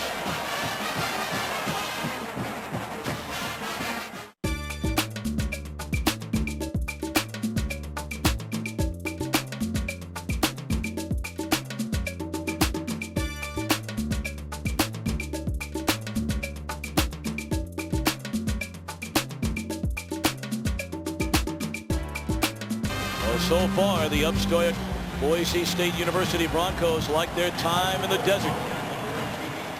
They force their third turnover, and now with 11 minutes to play here in the third quarter, Boise State with a football and a 21-10 lead.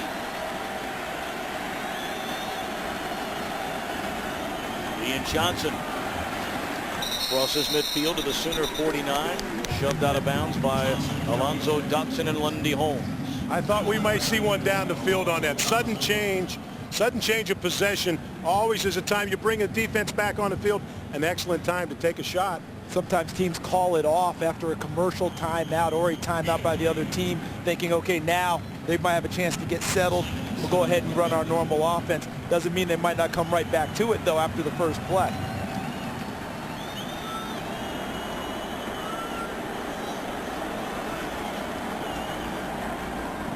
Delay handoff to Johnson, and nowhere to run. Tackled by Calvin Thibodeau, the senior out of Houston, Texas, and a flag comes in late. on the far side of the field in the secondary. I think we're going to have a problem. It's downfield in the secondary for Oklahoma. I don't know if they're going to call it on the defensive back or the receiver for after the play. Following the play, personal foul, late hit, 91 on the offense, 15-yard penalty, third down. Derek Schumann, the tight end, one of their smarter players, an all-WAC performer, getting downfield after the whistle and still getting after the defensive back. Take a look to the left of your screen, right there. There he is. It's Derek Schumann. And he stays with it with Nick Harris and rolls him up after the play is over. And the flag came in from the back judge. It looked like a possible leg whip where he kicked his leg up. Him up after, yes, he rolled him up on the block. So they back him up 15. And rather than 3rd and 7 for Boise State, it goes to 3rd and 22. They need to get to the Oklahoma 43-yard line to convert. Haven't seen him run a screen yet or a draw. Well, there's your draw to Johnson, and he's out across the 40. And Boise State forced to punt it away. They took the safe route right there, just not wanting to throw the ball down the field and force the ball. But it looked like they tried to come out in that series and establish a running game with Johnson. Yeah, and you know, that tells you the intelligence of Chris Peterson and his staff, understanding when to attack and when to lay back and have a little confidence in the rest of your ball club. Defense has played well this evening.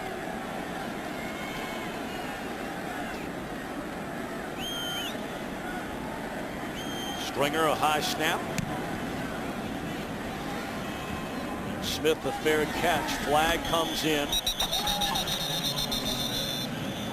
Oklahoma will start this possession for the time being anyway at the 22, but again we'll wait on the penalty.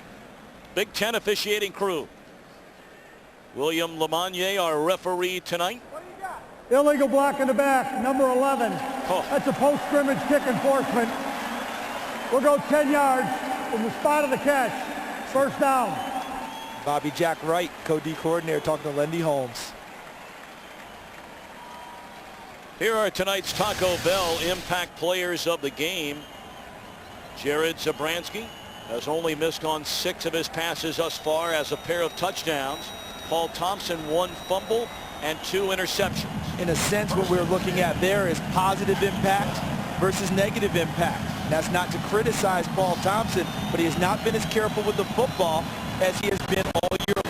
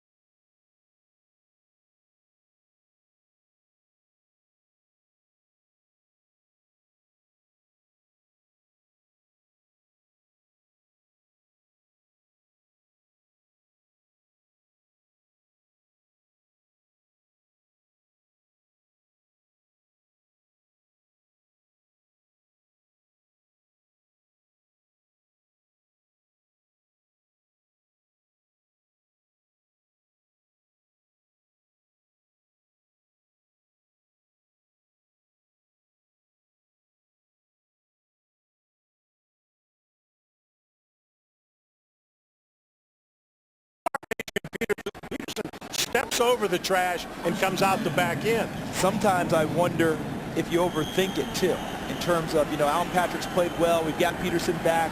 Let's go between the two of them. Before he got hurt, he would have had all the carries, and what they would have counted on is him popping something late in the ball game. I might think about that strategy with Adrian Peterson. Peterson is in there, and Thompson to throw on first down, intercepted, and into the end zone goes Marty Tadman.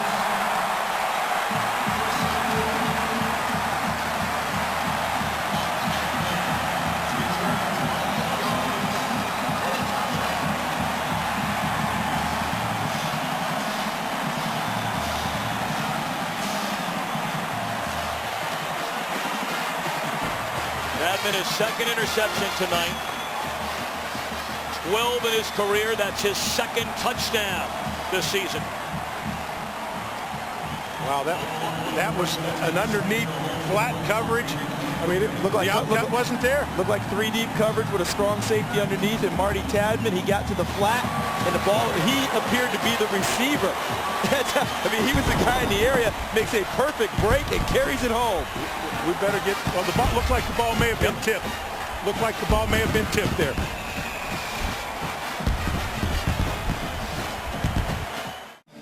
The two that have been doing it all year long. Corey Hall tipped the pass. Tadman went and got it. Right there, number 25, Hall, the middle linebacker, tips it. Tadman underneath in the coverage. Kind of replaced the blitzing Colt Brooks, number 31, in Boise State. We've talked about Corey Hall being a football player, always being around the ball, and that's a prime example.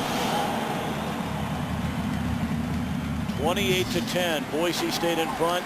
Joaquin Iglesias breaks a couple of tackles, still on his feet. Flags littered all over the field. At the 10, at the 20, at the 35.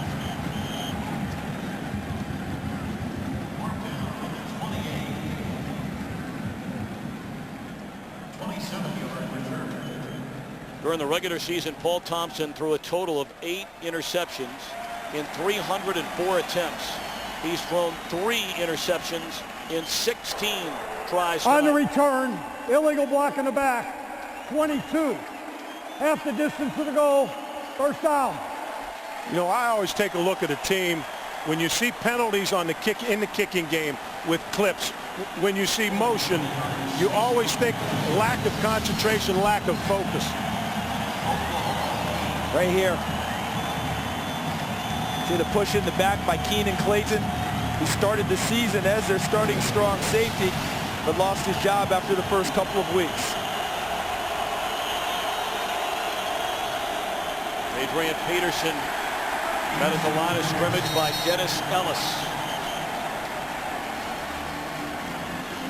I know many people are sitting at home because Chris Myers gave us a report about Malcolm Kelly being hurt, the #1 receiver for the Sooners. How is that affecting Paul Thompson in the pass game?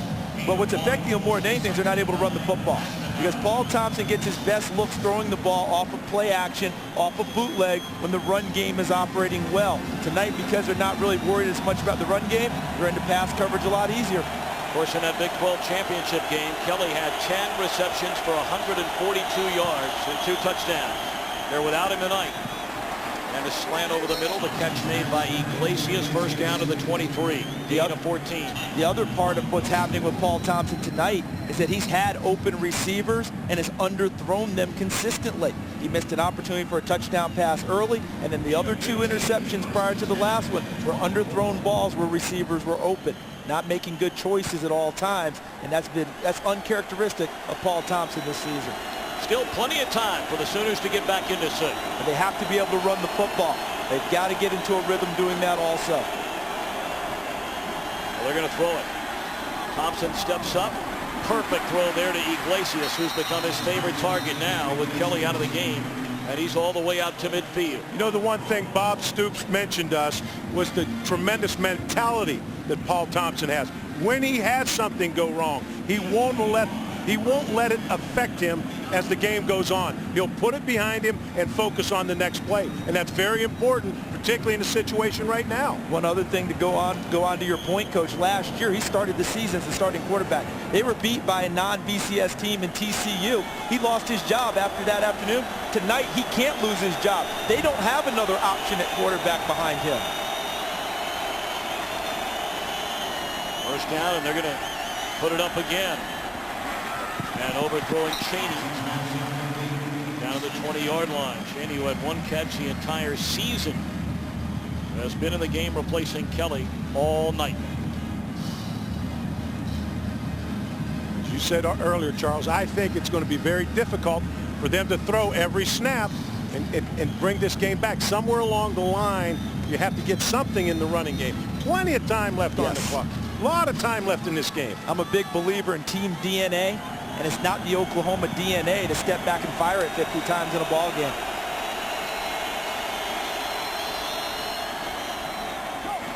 Emmanuel Johnson.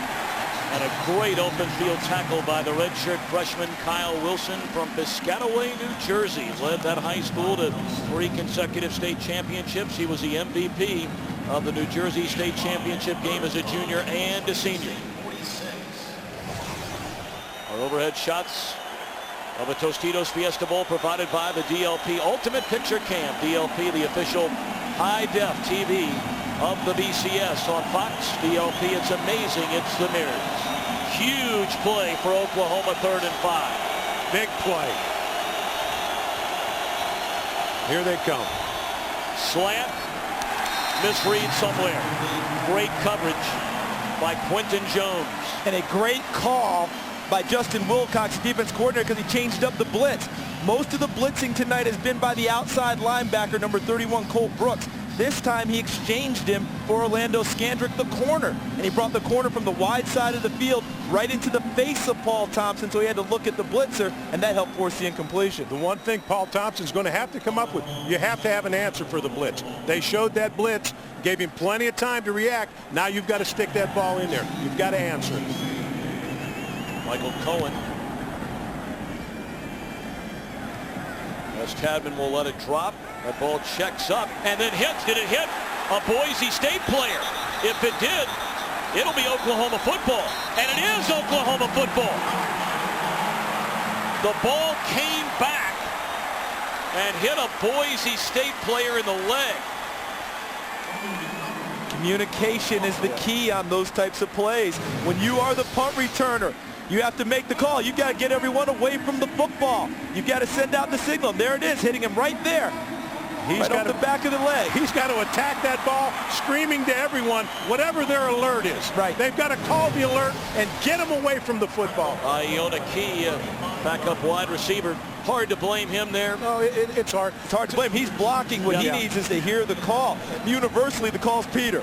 Peter, get away from the football. Somehow that didn't get relayed enough for him to pick it up. He was just trying to block and help his team. Big break for Oklahoma. Can they cash in? They need 7. Has to be. Field goal is not an option for OU here. Alan Patrick with a carry. He gets down to the 8-yard line. Andrew Browning, the first man to meet him. I'm impressed. Watch the defensive front of Boise State. There's no movement. They make contact. There's no movement at the line of scrimmage. There's no place for the backs to go. And we've got to get, I would say right here, you've got to get Thompson out on the edge. Give him some type of a run-pass option. Open up the game a little bit. Get out on the edge.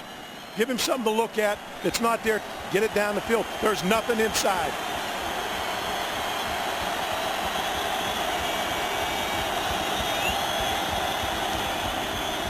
Second and 7.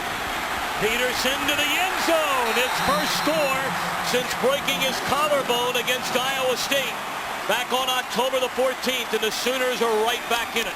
I like to see him. If I'm Bob Stoops, I like what I see on the edge. You want to see him on the edge. You hope that started to fire. You called it, Coach, about getting them out to the edge, getting to the corner. I was thinking some type of a miscorrection. Anything to get them out of the middle because of the way they've stacked things up inside, and they're not getting the movement or the push up front. That time they got them on the move. Adrian Peterson vaults into the end zone. Well, now Hartley on for the point after. Trying to make it an 11-point spread, which he does. Well, the first real big mistake of the night by Boise State. The punt, getting key in the leg. Oklahoma recovers. 2 plays later, Peterson to the end zone. Better settle in. We better settle in for a good ride, huh? Buckle up. Buckle up, folks. Get that seatbelt strapped on. Quentin Jones out of his own end zone and brings it out to the 17-yard line. Let's go downstairs and visit with Chris Meyer. And Tom, Adrian Peterson hoping to give the Oklahoma Sooners some life. His father, his father Nelson, the last time he saw him play was mid-October when he hurt his collarbone. His dad is here tonight after serving 8 years in prison. Adrian said his dad stayed with those father responsibilities, was an important part of him maturing as a young man, and hopes, as his dad calls him, AD, nicknamed him All Day. It was important for him to play in this game to make a contribution to Oklahoma before deciding whether or not to go pro. Chris, thank you very much. Zabransky to throw on first down. And he finds Gerard Rabb out of bounds at the 26. You know, you talk about what was supposed to be a day of celebration and then go straight south. Mr. Peterson comes to the game, sees his son play. His son breaks his collarbone. After the game at a family reunion, Adrian's mother, Bonita, broke her leg playing in a basketball game. Playing little hoops. Yeah. She was schooling everyone. They had like a little family reunion. And she was dropping 30 on them before she turned the ankle. Oh. And that is a true story. That's not something out of Hollywood. Zabransky stepping away from trouble. And he just flips it. It's going to be a legal touch. Of course, this will be an illegal touch. Zabransky's been around a long time, and granted he's under heavy pressure, but that is a mistake. Huge. That's a mistake. You see momentum, and I always talk about momentum in the game, and like a pendulum swinging. The pendulum is at Oklahoma. They have the momentum. Can the defense answer? Zabransky helped them a little bit right here. He helped them a lot, Coach, because he's out of the pocket. Remember, if you're outside the tackle box, as they call it, you can fling it up into the fifth deck. It doesn't matter. There's no intentional grounding. He would have saved a lot of yardage on that play had he done just that. And that's one of the few mistakes we've seen from Jared Zabransky. That's exactly He's right. played Chris pretty well Peterson overall. Didn't want him to play outside of himself. Just wanted him to execute. Try to make something happen there. Tried to do just a little bit too much. And the guy who caught it, Jordan Daly, he's from here in Phoenix. And, he's coming back home, wants everybody to see him, told he was too small to play at Arizona State. He'll be talking about that forever. He high-stepped out of there. You know what he's going to be doing? He's going to get this tape and just keep illegal rewinding touching. it. Number 69 of the offense. That penalty's been declined. Result of the play, third down. You touched on him, Tom. Jaden Daly, the center. At 5'11", 285, was told, as you said, he was too short. You know where his inspiration was to continue to play college football after he sat out for a while? Clayton Adams, the previous center at Boise State. He was also about 5'10" and did an excellent job for them. He's now a grad assistant on the Boise State staff. Amazing journey for Daly. Got out of high school, went to work as a bank teller, and then got talked into playing college football at Phoenix College. Boise State came after him, and here he is in a Tostitos Fiesta Bowl on his home turf. They decline the penalty, does Oklahoma, to make it 3rd and 7. Zabransky steps up, throws in and out of the hands of Rabb. That would have been good enough for a first down, and he dropped it. Earlier in the game, remember Marcus Walker in almost the same type of position, missed an interception for Oklahoma. Gerard Rabb looked like he had the same type of a catch. I don't think he's going to look up and say it was the lights this time. Ball was right in his mitts, and he's not unable to come down with it. Would have been a first down for the Broncos. They came back with a blitz that time. Nick Harris, the strong safety, came after him.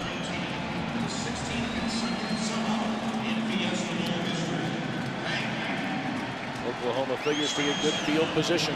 Reggie Smith stands at his own 40. Stringer puts a foot on it. This is Smith. Didn't call for a fair catch. Great coverage by Iafallo. Follow all of 165 pounds. A walk-on who's earned a scholarship at Boise State. Big play a short while ago. The punt came back. Hit a Boise State player in the leg. And then on the second play following, Peterson to the end zone to get Oklahoma some momentum. You saw that 4.3 speed right there. Yes, you did. And you know what I've noticed? Oklahoma in recent series, Alan Patrick has usually started this series on first down before Peterson comes in.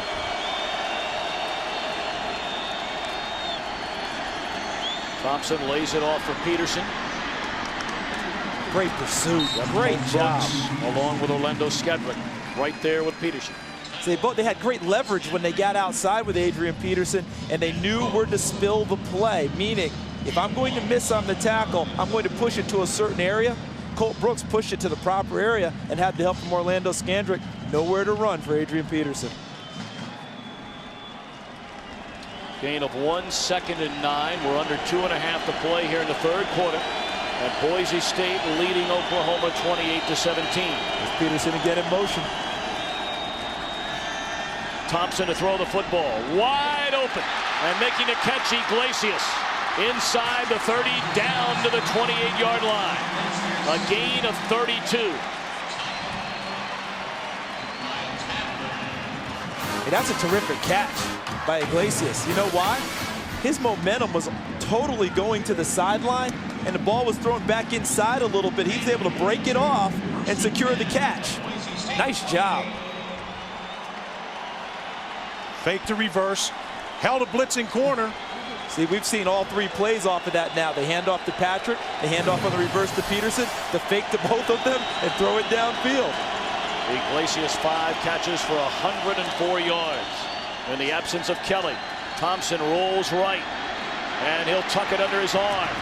And very close to a first down inside the 20. And here come the Sooners. Coach, you made the point not too long ago about the composure and the makeup of Paul Thompson. I believe we're seeing that now, considering he's thrown 3 interceptions tonight and has not played his normal game, but he seems to have shaken it off. Well, he's got a little rhythm right now. They've got a little something going with this series. He was outside of containment. He has a lot of options. He has an option to take a look downfield. He has 3 receivers who are covered, but he's out of containment. Now he can do it with his feet. Move the sticks with your feet.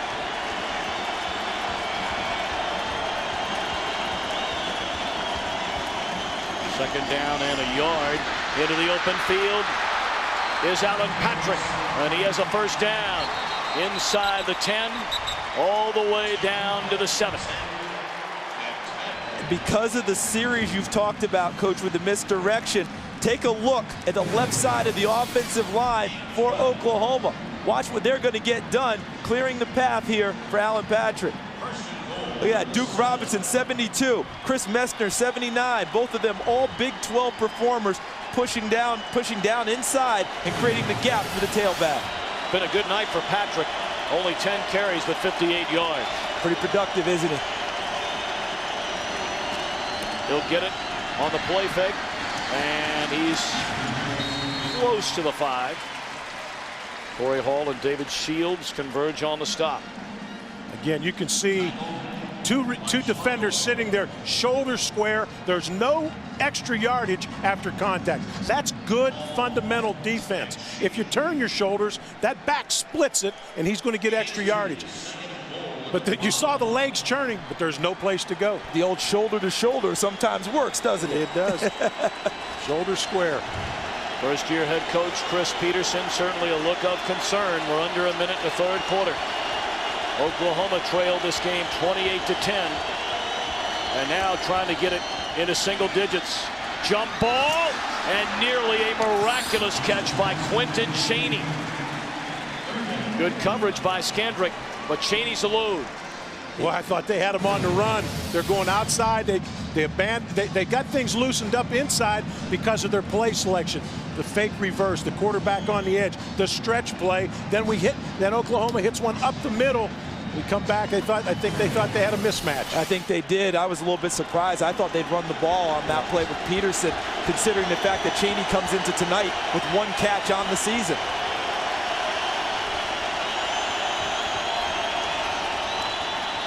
Thompson in trouble. Down he goes. Boy, you gotta wonder about the play calling by Oklahoma. It's almost as though, and Coach Charles, you fill in the blank here, it's almost as though they're abandoning the running game against Boise State. They lost confidence in the running game, but they had a little momentum running the ball. I'm surprised that they went away from it. I said that on the last down when they threw the fade. Yeah, you go back to that call, because now that puts them in 3rd and long situation. So they have to throw the ball again, and Boise State got them with the blitz. So now Oklahoma will be forced to kick a field goal, but we'll wait on that until the fourth quarter.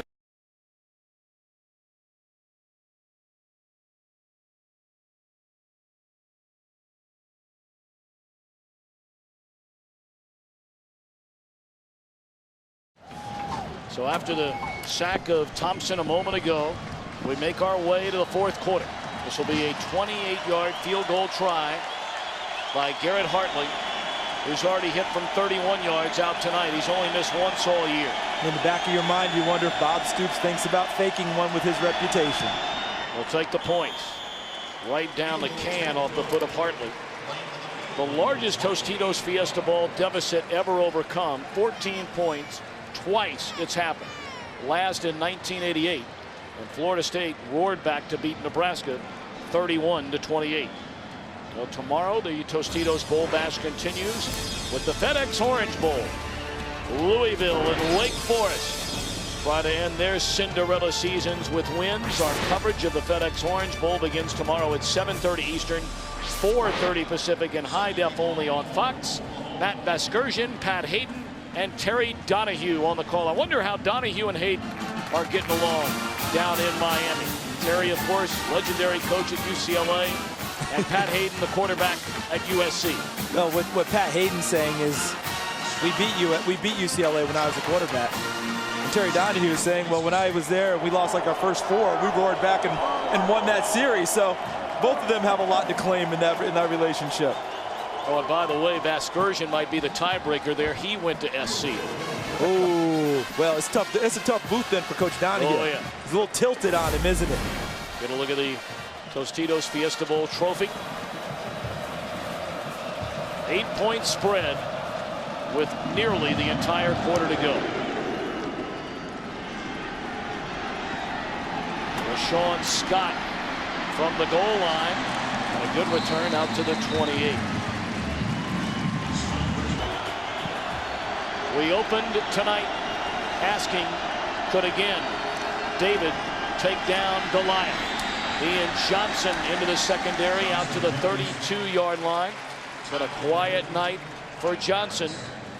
13 carries, 43 yards. It'll be very interesting to see how Boise State offense reacts. They can't tuck their heads. They've got to come out. They've got to make some things happen. The momentum is with Oklahoma right now. Coming up to line to scrimmage quickly. Second down handoff to Johnson. And he breaks it to the outside. And that's good enough for a first down. That is the first down in the second half for the Boise State offense. We spent time in Boise, Idaho, visiting with this ball club. We've talked with enough people, pro scouts, coaches. What's the one word they use about Ian Johnson most often, besides tough? Because he's all of that. Patient. He's a very patient runner. He waits, he reads the blocks, he lets his lineman get out ahead of him, and then when he sees a hole, he bursts through it. We just saw that on that 14-yard game. How many times have we seen him come out of the pile and come shooting out the back end? Sometimes you lose sight of him, and then here he comes.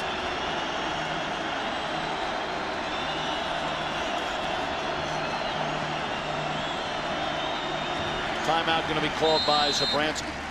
Well, to finish that story about Ian Johnson being tough, broke his ribs, punctured his lung, stayed in the game, spent 5 nights in a hospital in San Jose. Trying to win a bowl game for the first time since '94. LSU on a great run to close out the year. They're the ones, you know, they got into the BCS, the second team out of the SEC, by how they finished up the season.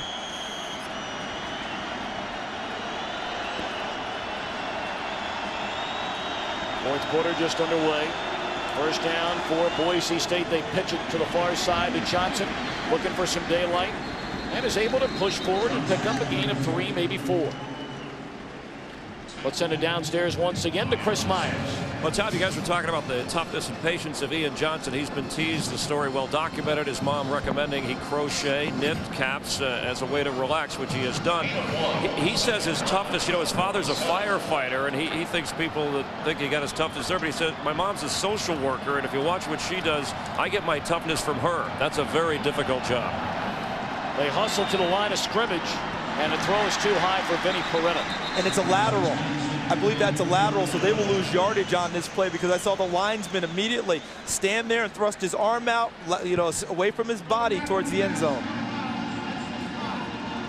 Well, they hurried up to the line of scrimmage trying to keep, you know, Oklahoma off balance. What you can see with all the different formations and shifting on the prior play, Nick Harris got there just before the snap. Yes. They had 3 receivers.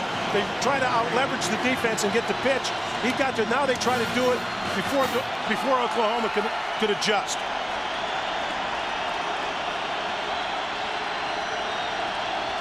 Loss of 4, 3rd and 13. Zabransky steps up and he can run. But he is hammered to the turf by Rufus Alexander. That's impressive. Open field tackle. It's like a form tackle. It's an absolutely perfect tackle, but it brings to mind the scouting report on Jared Zabransky. He's one of the 3 fastest players on the Boise State team, but he never makes people miss. Straight from the coaching staff, rarely makes people miss. Well, it's hard to make Rufus Alexander miss anyway. That's why he's the Big 12 Defensive Player of the Year. I was going to say, if there's one cat you want to make miss, it's Rufus Alexander. That was like a heat-seeking missile right there. And not many people allow him to miss, that's for sure. Stringer puts a foot on it. And Smith calls for a fair catch all the way back to the 4, and Coach Alvarez is gritting his teeth together.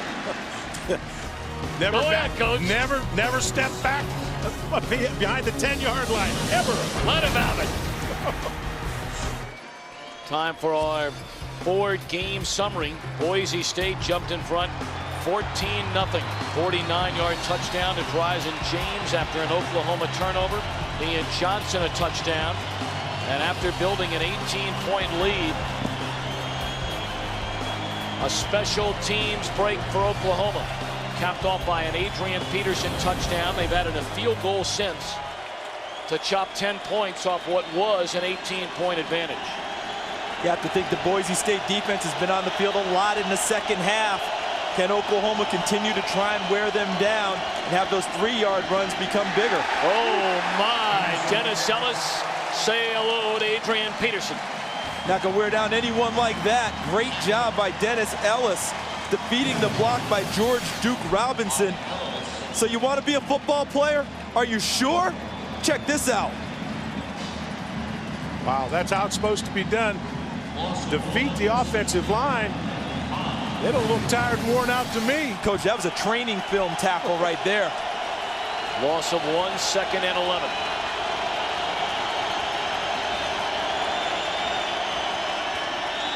Thompson out of his own end zone and broken up in the secondary by Alexander. Jarred it loose from Joe John Finley. Well, you can't say enough. Whether they win this game or lose this game, Boise State University is proving to Oklahoma and the rest of the country, for those of us that ask the question, can they run with the big dogs? They are running, and perhaps running away from the big dog. They're setting the pace. They jumped off the porch ahead of the big dog. I'm going to tell you, they're not backing away from anyone, and I'm surprised how they've reacted. I'm surprised. It's late, it's middle of the 4th quarter, and we've talked about can they last 4 quarters. They're pretty fresh to me.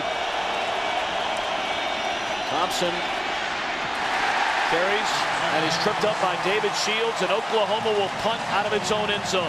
What a stop by the Broncos, and Bob Stoops is livid. See, now you go back to the punter, Kyle Stringer, and the great job he's done tonight.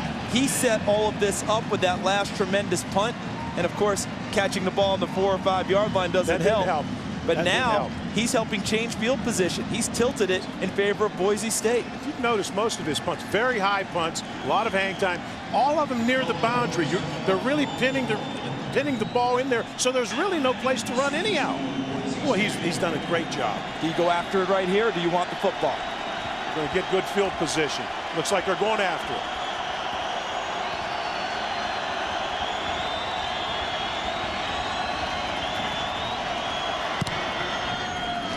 Good punt here by Michael Cohen. This is Tadman from his own 40. Crosses midfield, and he was shellacked by Lewis Baker. I tell you guys, if you love football, you love what you've just seen. They're hitting on both sides. The game's physical. The game's on the line.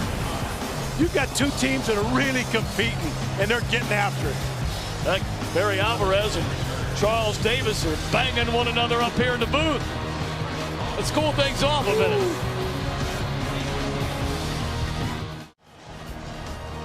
Aerial coverage of tonight's Tostitos Fiesta Bowl from the University of Phoenix Stadium in Glendale, Arizona is brought to you by Budweiser. Brand new facility about 10 miles north of downtown Phoenix, gorgeous. Arizona. Just gorgeous. Hey, with this field position, why not take a shot? They haven't gotten much done offensively this half. Why not go after it? They're going to hand it to Ian Johnson, and he breaks through the initial defensive front of Oklahoma and carries it down to the 44-yard line.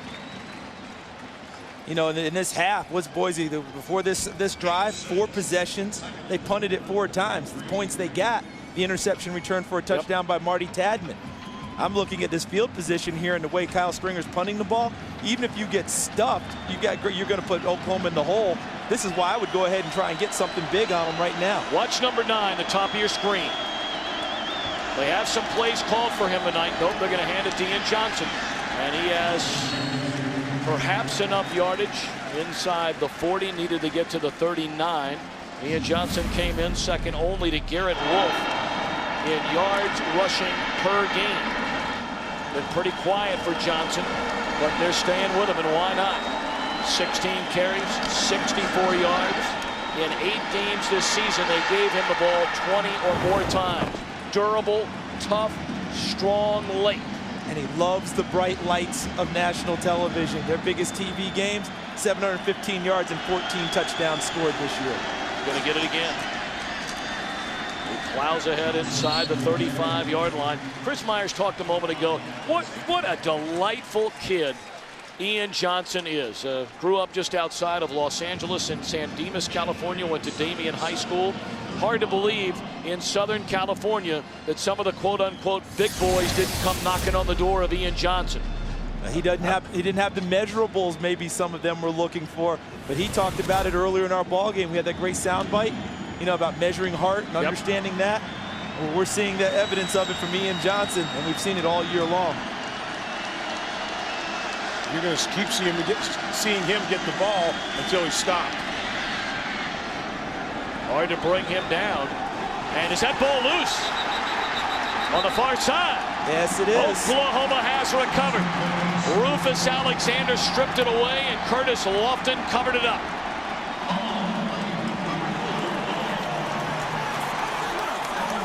Wow. It's big players, great players play big in games like this. They make the plays that you need to give you an opportunity. There's Alexander. 42. See how the ball ripping. He pulled it out before Johnson was down. Lofton alertly jumps on it. Oklahoma in business, and now not in the shadow of their own end zone. Trying to fight for a couple extra yards, finish a run, expose the ball. That's a strong man, Rufus Alexander. Yeah, he did a great job digging and digging while also securing the tackle.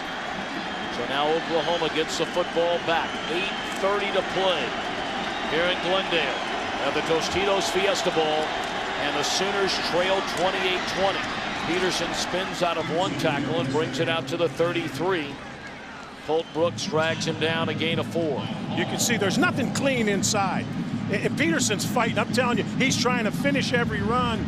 But we saw earlier, it's outside is where there's some things loose. So what you're thinking is more stretch plays, stretch plays on the run, plays. And the stretch play, that long outside handoff, running it to the outside numbers, right to the outside of your offensive tackles, and looking to find the gap and get upfield. Under 8 to go. Oklahoma has all 3 timeouts remaining. Play action. Peterson, pump fake, rolls, and picks up a first down out to the 40. Very nicely done by Thompson. He took a look. He took a look at all of his choices. He made a good decision. There's nothing there. Use your feet. Pull that ball down and run. So this tells me there was good coverage downfield because he was well protected with plenty of time to throw a ball in rhythm. But because he had nowhere to go with it because of the coverage downfield, he alertly tucked it away at the end of that and ran upfield. Got a nice block from Adrian Peterson on the corner. Allowed him to get out of bounds upfield.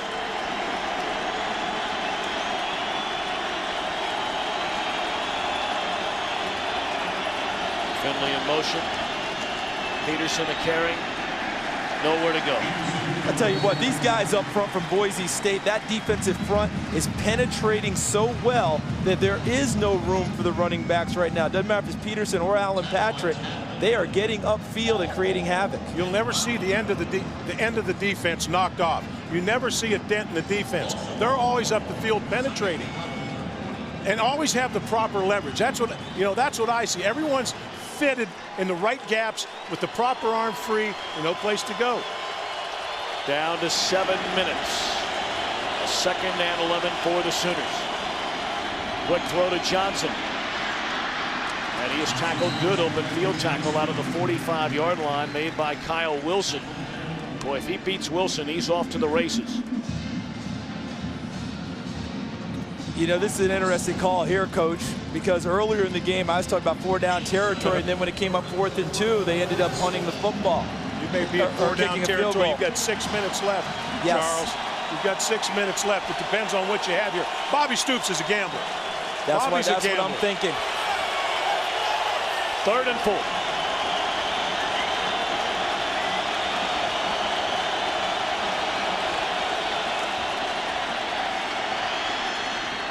Long ball and too long.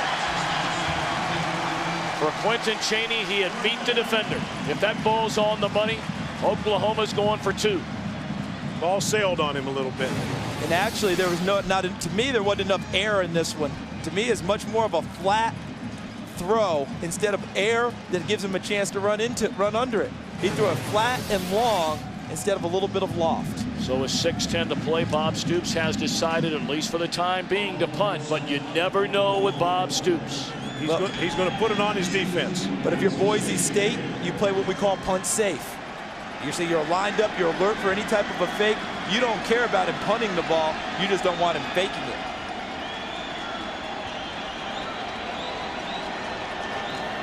He is going to punt it. Beautiful hang time here. Tadman will let it go and into the end zone. 6:01 to play at the Tostitos Fiesta Bowl. Can Boise State now drive the dagger into the OU defense and put this game away?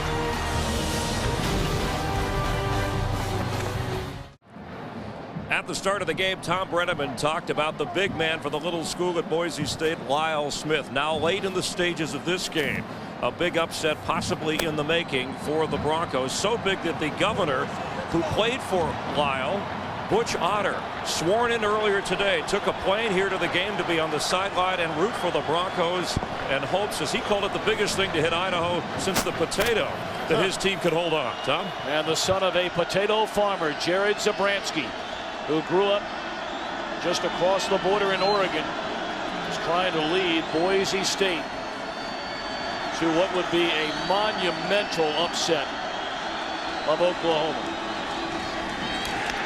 But first things first. Tackle made by Lundy Holmes on the first down carry by Ian Johnson.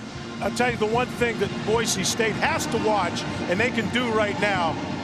You've got a timeout, Oklahoma, but they've got to milk the 25-second clock. The last series, they were snapping the ball with 15 seconds on the clock. If you manage the clock properly, you've got an 8-point lead. If you manage it properly, snap the ball with less than 5 seconds, you take a series away from your opponent. I think they also can't get too conservative in what they're doing too, because I don't think that Oklahoma's going to allow them to just run the clock out. I think we just saw Lundy Holmes coming in from the corner position. They're going to come after him right now. I think they've got to make some plays and get some first downs. And again, a reminder, our Bowl Bash on Fox continues tomorrow night. Louisville and Wake Forest, two great stories in college football this season. And the FedEx Orange Bowl coverage begins at 7:30 Eastern, 4:30 Pacific, only on Fox. Tom, earlier we showed the giant killer video of Louisville taking out Alabama here in the Fiesta Bowl. Louisville's no longer that type of a team. They're more of a bully. Wake Forest fits that definition. Wake Forest and Boise State together is a heck of a banquet, isn't it? It's going to be fun tomorrow night. So keep it right here on Fox. Adrian Peterson, is he down to the final 5.5 minutes of his brilliant Oklahoma career?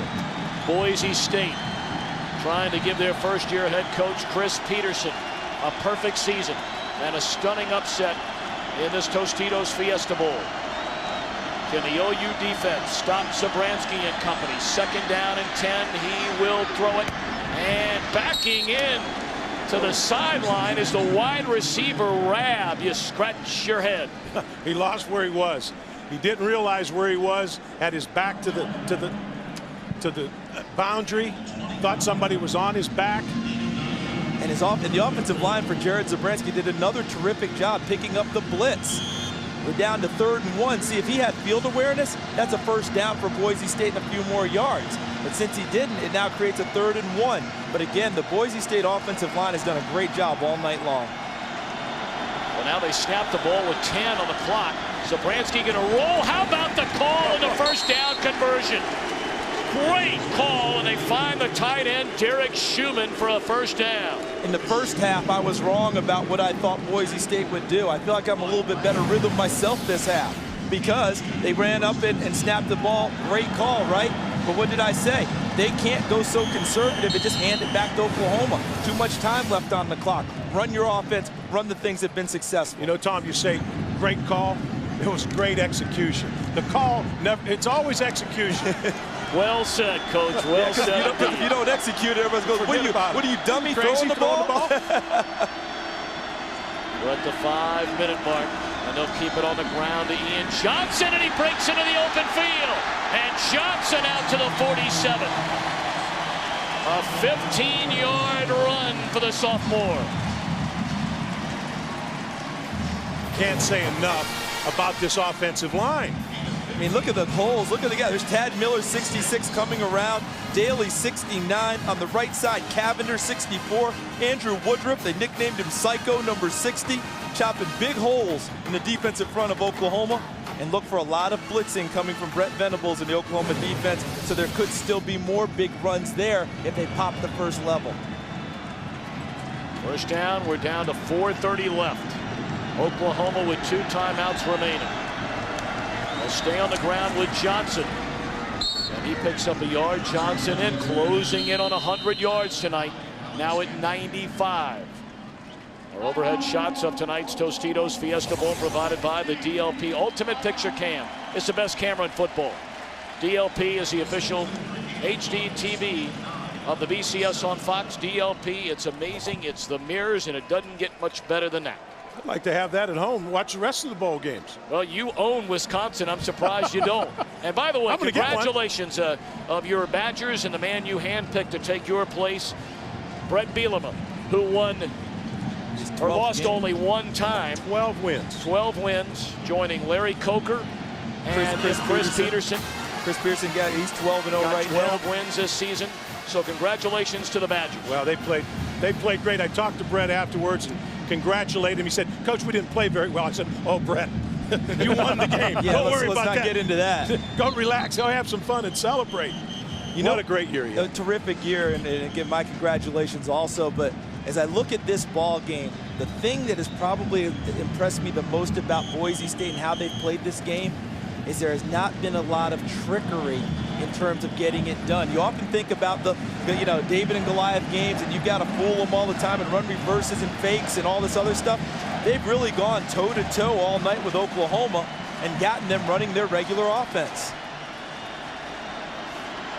2nd down and 9. Oklahoma with 1 timeout remaining.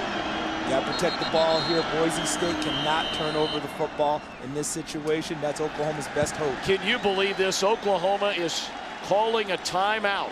Brent Venables almost looking with a questioned expression. 3rd and final. That is their final timeout. Can you believe that? Goodness.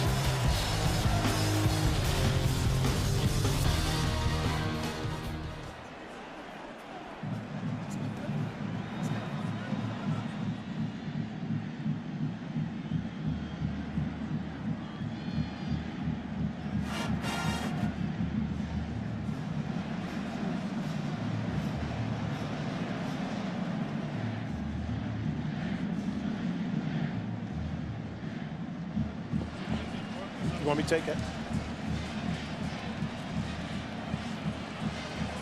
Well, Bob Stoops is really upset on that Oklahoma sideline. They just burned their final timeout. What happened here? Well, they broke the huddle with 12 players.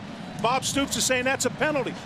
Oklahoma has the wrong personnel grouping in the game, but he saw it when the 12th guy went off. He wants a penalty. See, they got one earlier in the ball game, remember? Illegal substitution. They had a 5-yard penalty. He wants another one here in this situation. If in his estimation, the officials missed that one. The official said it didn't happen. Been a rough night for the 46-year-old from Youngstown, Ohio. Oklahoma coming in. I mean, he had it ready to play. There's no question. You brought it up earlier right from the start, Charles. They were not in any way, shape, or form overlooking Boise State. Give the credit to Boise State. They have shown up in the desert to play tonight. Tell you what, this Cinderella title for all these teams coming out, Utah pounded Pitt in this bowl game a couple of years ago. The Cinderella thing's starting to go the way of the books, isn't it? Safe handoff, fake handoff, and Zabransky just going to burn some time. Oklahoma now out of timeouts. They can't stop it. All right, now what about on this 3rd and 9 call? He's got to throw the football. He's got to throw the football.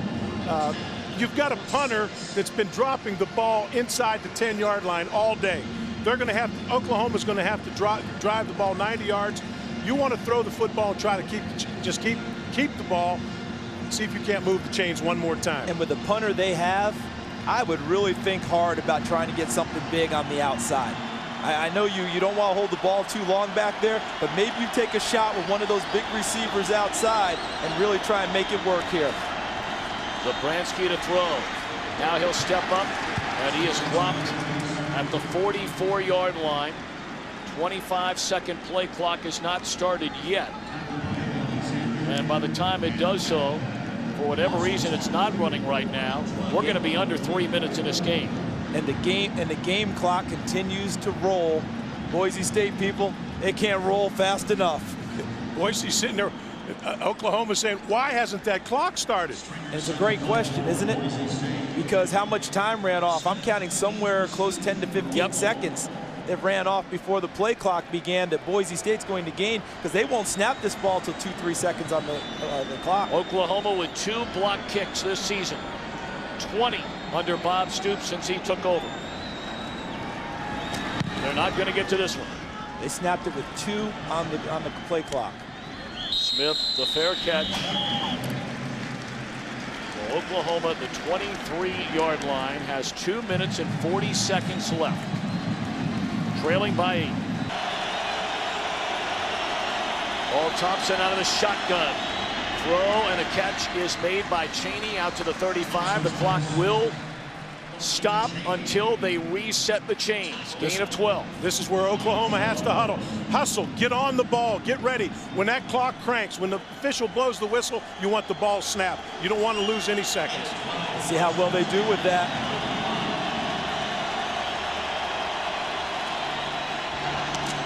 Catch, Manuel Johnson out to midfield and crosses midfield to the 47-yard line. Clock continuing to run. And another first down and a Boise State play. We have 2 players limping for Boise State. One of them being Orlando Scandrick, their best cover guy. That means Austin Smith, number 37, goes into the ball game, and he's cold. Coach, I don't know about you, but I find the new guy right away. That's what I'm saying right now. If you're up in the box for Oklahoma, you're signaling that we got to challenge him right now. We've got to go after the new one. Kyle Wilson was also limping after the play, number 22, the other starting corner. Well, they're going to get Scandrick off the field and get right back to playing. Quentin Jones has come in on the far side along with Austin Smith, as you mentioned, Charles. There's Smith, number 37. Will they come after him? The answer is yes. He's playing a soft corner, giving a lot of cushion. He gave about a 12-yard cushion right there. Just an easy throw and catch. Remember, Quentin Jones was the starter when the season began, but lost his job to Kyle Wilson. Austin Smith hasn't been the starter, but I will tell you this, in practice the other day when they were in pads, he hit Ian Johnson on a running play, almost started a little bit of a dispute between Ian and himself. Chris Peterson was after it. 2:06 to go. I would find him in coverage, though, and try and work him. He's rolled up. He's playing tight coverage. Got a little help over the top. Ball at the 39. Thompson across the middle.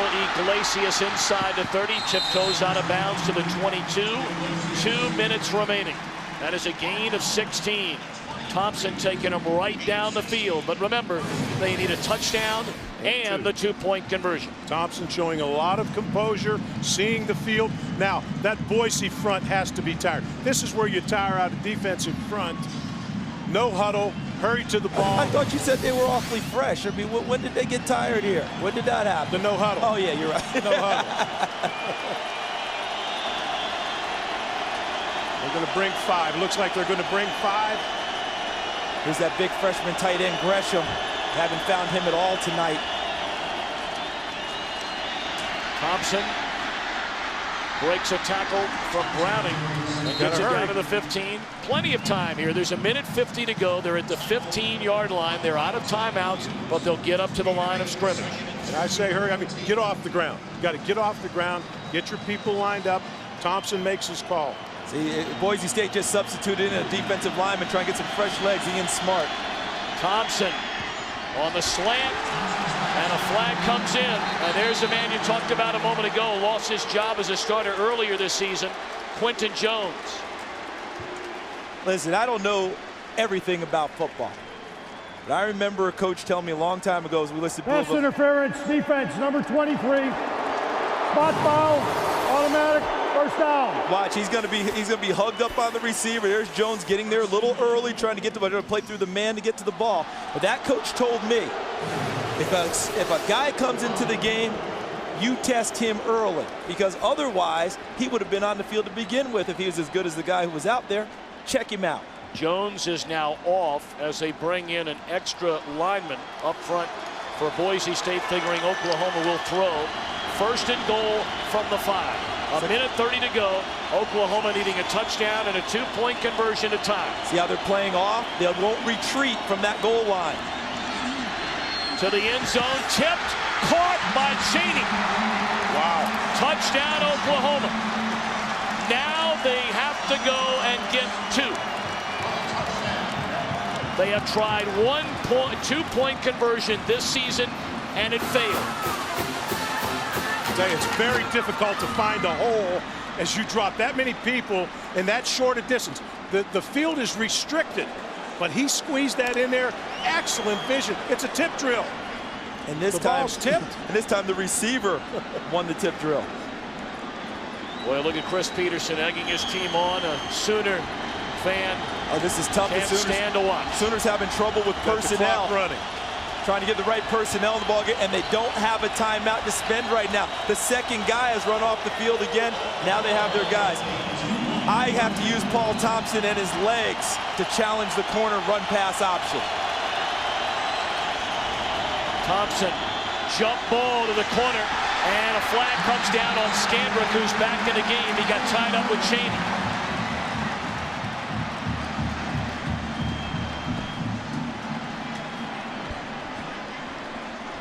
Ball now, guys, if this is interference, this ball's got to go down to the 1.5, right? Or does it go to the 1? Normally it's the 2 when the ball's out in the field, but it's 2-point pass interference, defense number 8. We're still on the try. Half the distance. So it's half the distance. Ball's on the 1-yard line. It's a good call. So it's a good call. Half and a little bit more. Now, do you come back inside and hand it off to the horse, or do you still see? To me, I'm still trying to run pass option with my quarterback. I want extra options. Coach, what are you doing? I got to go run pass option. Give the quarterback a chance. 3 tight end set. Adrian Peterson in the eye. Gresham on the jump ball to the end zone. Did he get it? There's a flag down. Still no signal given by the official. There is a flag on the play. It's going to be interesting because Gresham was the motion man over there, splitting wide. They tried to use him to isolate by formation, a mismatch, which they did. Let's see what the flag is, though. Was he not set, Charles? Could be. Could be. Illegal shift, offense. 2 men moving without reset. 5-yard penalty, still on the try. The call. Holy mackerel. The call was excellent. Watch. Gresham, there's the motion by Finley, and there goes the motion by Gresham 18. 19 and 18, the two tight ends in motion. I love the call in terms of isolating him on the linebacker, but now they've got a big one. Schleckaway comes racing off the field. They put in an extra defensive back. The ball now spotted at the 7-yard line. This is the game. This is it. Still say they've got to get Thompson out of the pocket where he's on the move. Pump fake. Thompson to the end zone. Catch is made, and we're tied at 28 by Joaquin Iglesias. What an unbelievable drive led by the senior Paul Thompson.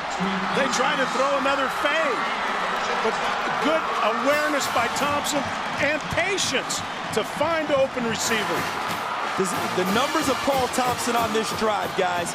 5 for 5, 66 yards. Reminds you of the 99-yard drive against Nebraska in the Big 12 title game, where he was 6 of 8 on that drive and led them downfield for a touchdown. Well, when they were down by 18, both of you guys said, in our amount of time this week with Bob Stoops and the Oklahoma staff, character, the #1 word, repeated over and over and over again about Paul Thompson.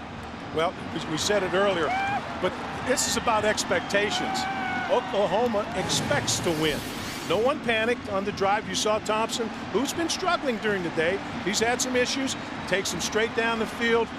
No, everyone kept their composure, made plays when they had to, overcame a penalty. I know one thing. You and I are both fired as play callers because we kept calling for that run-pass option, and they wanted to stay in the pocket, and it worked for them. But watch, coaches, you called it. He wanted to throw a fade here because what they ran was Chaney on a slant and then go into the fade. He had to come to his second option, which was Joaquin Iglesias in the middle. Since 1999, these are the two winningest programs in all of college football. The senior quarterback who went the circuitous route to get that starting job back, Paul Thompson, has done his part. Now can the 3-year starter, a 32-5 record as a starter, Jared Zabransky, can he get his team down the field to win it? Look at the catch by Iglesias, going down to secure the catch and making sure that he had his arms underneath it. I think they're taking a look at it, but in my estimation, no, that's a good catch. They're ready to kick this thing off. So here we go.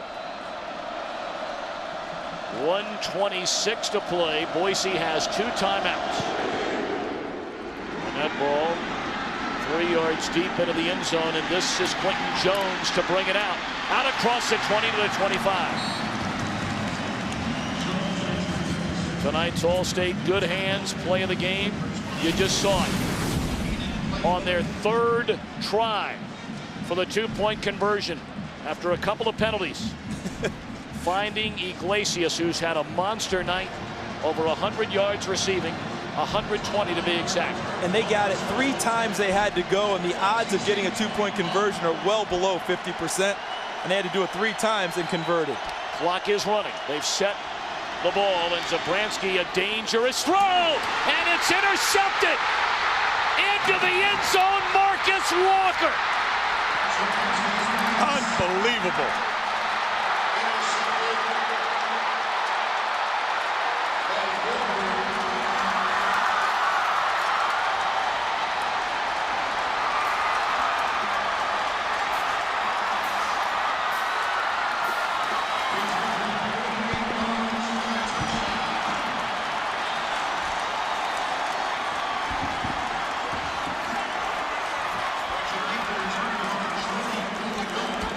Well, the big dog got hungry. Let's take a look at it. Zabransky, I guess, expecting what, Charles, a receiver to break to the sideline. He thought he was going to the sideline, and he threw the ball on a timing route without really seeing the break of the defensive back. The receiver continues upfield. Does Walker stay in bounds is the question right now. Boise State praying that he did not, but it appears that the tightrope walking of Marcus Walker is going to pay off for Oklahoma. Walker took over as a starter at cornerback, the 4th game of the season. Last year had a pair of surgeries, one on each shoulder. Played only 7 games.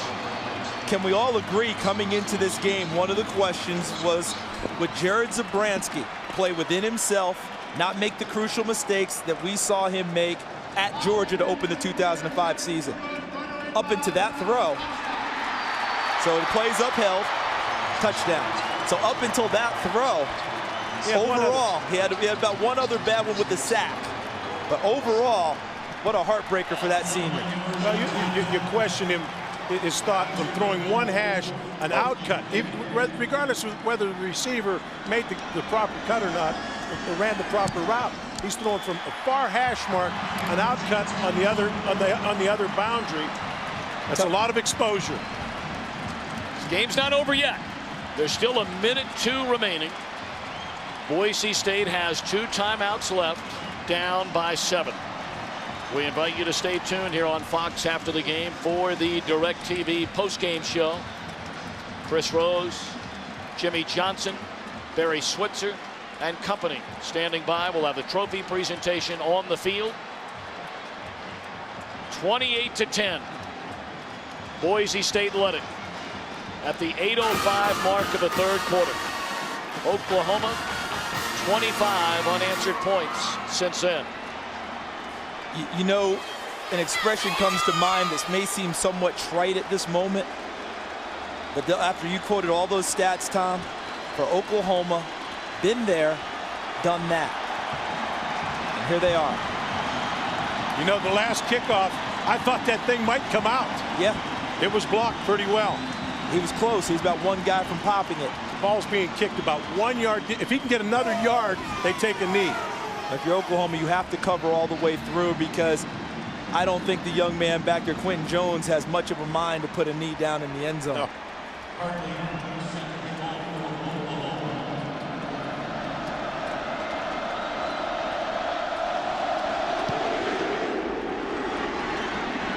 Jones, 2 yards deep, will bring it out again. And he's out to the 22-yard line. We have 54 seconds, but again, a reminder, once they set the ball, the play clock will start. So Boise State needs to get out onto the field and over the ball. Once the official sets the chains, you'll see him crank it. Here goes the clock. New rule. And Tom, you brought up a great point. This isn't over. Jared Zabransky actually gets a chance for redemption on this last drive. Still good to have a senior pulling the trigger for you. Clock running at 50 seconds.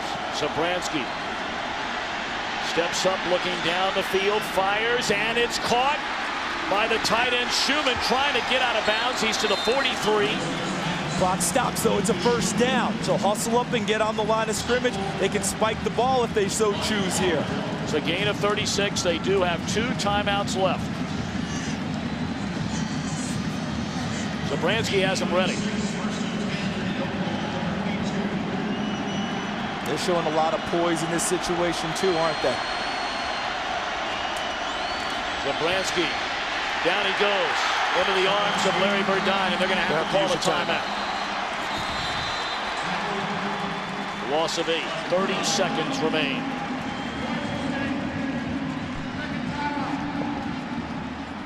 Well, certainly 3 of the plays you look at in this game.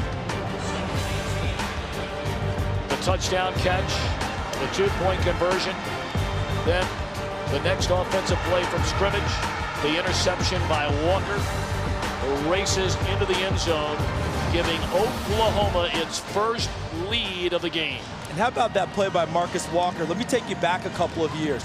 They took a red shirt off of him late in the season, the 2004 season, because they were struggling at corner. He really helped save their year as a true freshman. Comes back his sophomore year, injured, beat up, as you articulated, Tom, 2 shoulder surgeries. He didn't play all that well. Came back this year with a vengeance, his second team all Big 12, and caps it off with that interception.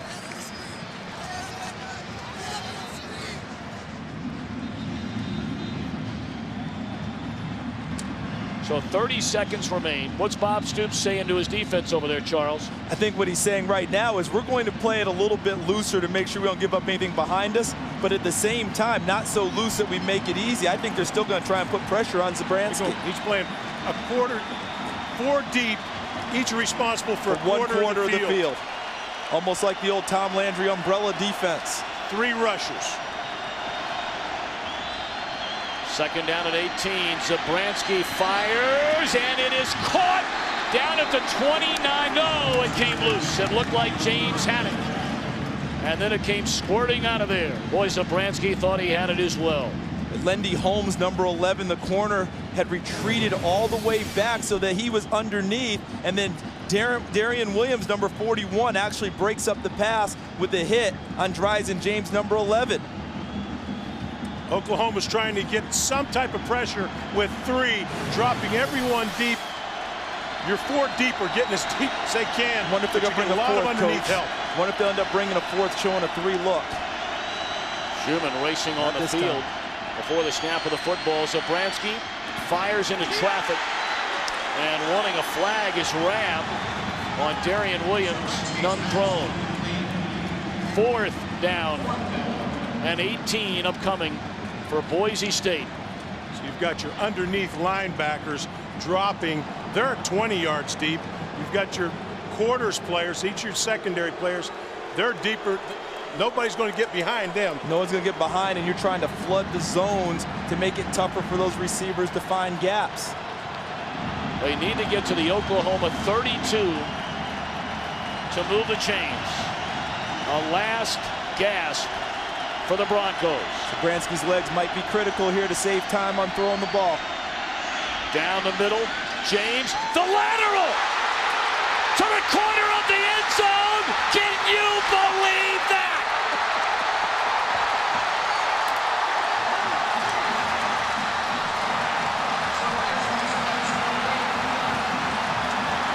I've seen it all. Now,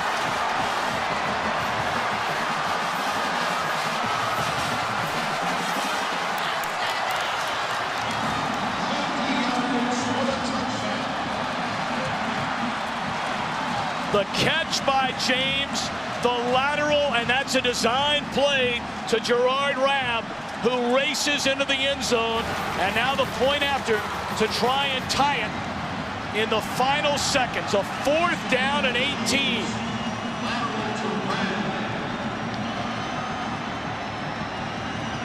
Anthony Montgomery, and it is good. Well, it's not the size of the dog in the fight.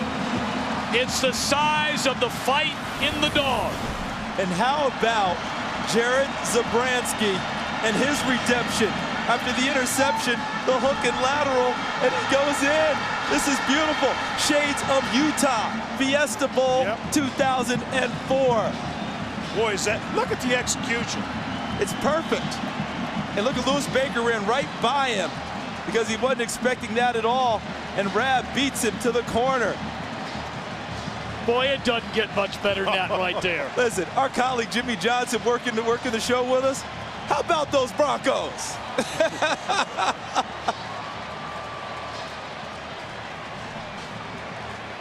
Unbelievable. Absolutely unbelievable. A 4th and 18.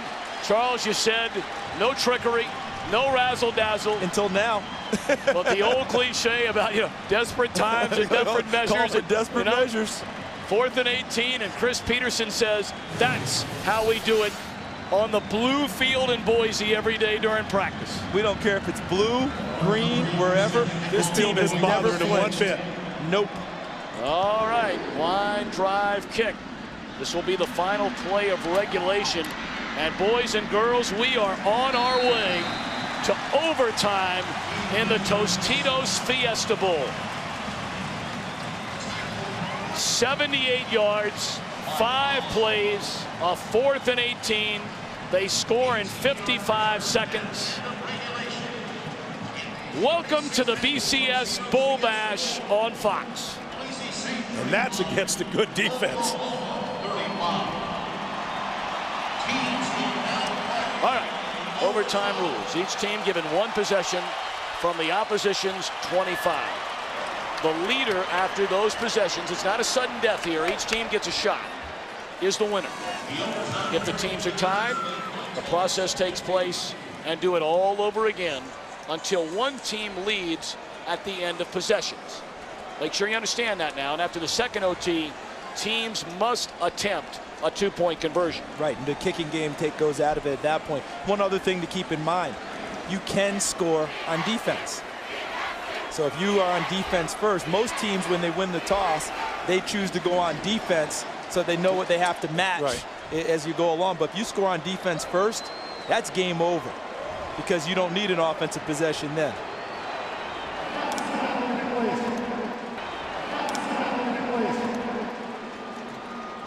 You can even see the respect the players have for one another as the captains come out for this coin toss. Boise, you'll call a toss. The winner of the toss has the option to go on offense, defense, or one end of the field.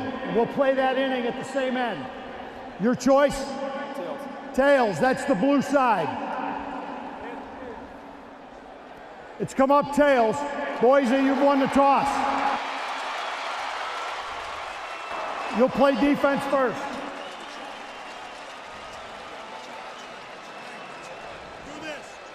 All righty, Oklahoma will get it in the overtime. Here we go. We can go all day. We can go all day. Huh? Let's go, baby. The emotion, the spirit of college football. Let's see who can rally now. They've banged heads. They've gone at it. We've seen about everything. Now you come down to overtime. Yeah, the tough one for Oklahoma is they thought this thing was over. Yep. They thought it was done. Now they have to come back and continue to battle with a team that they thought they had finally put away. And Boise State says, we're not going anywhere. Adrian Peterson in the backfield. Overtime is underway, and Peterson with the football. Off to the left side. Down the sideline. Leaps. Did he get in or step out of bounds? Touchdown, Adrian Peterson. That did not take long. Where was more of that stretch play earlier in the ball game with Adrian Peterson? I like him running that stretch play. I like him running anything. Boy, that was blocked very well. It was. Blocked very well, but I tell you what, he's got a burst. He gets to that corner. There's a seam, and he can get it. Left side, great hole. Inside, outside. Inside, outside. You had 72, Robinson, 79, Messmer, and then Cooper, number 50, and then look downfield. Nice block by Iglesias, number 9. And number 84, Chaney, occupied enough of the DB to get into the end zone. Big point after, and it is good. Off the foot of Garrett Hartley. So one play, a 25-yard touchdown run by Adrian Peterson in overtime. His father celebrating. Can Boise answer? Chris Peterson in his first season as head coach took over for Dan Hawkins, of course, who assumed the head coaching duties at the University of Colorado. 5 years as offensive coordinator under Coach Hawkins. Chris Peterson, his team down 7 in overtime.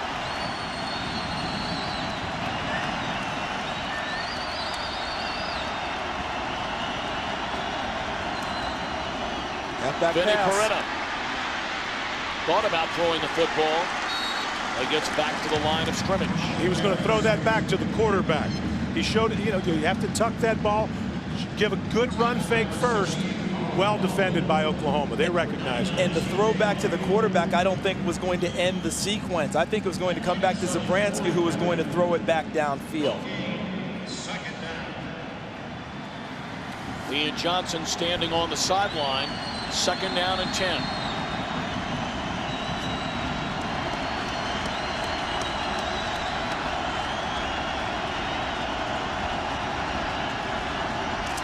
Zabransky out, comes back the other way to the tight end Schumann. Got a couple of good blocks. But at the end of the day, it's only a gain of 2. Third down upcoming. Boise's got their thought process now, let's get a first down. You have 2 shots, let's get a first down. And if I'm Brent Venables, I'm thinking not blitzing here. First 2 plays, he is not blitzed. He's trying to keep everything in front of him now. If he had blitzed on that play, I think that tight end screen works a lot better. So in this situation, you might think about not coming after Zabransky and making him earn it. 3rd down and 7.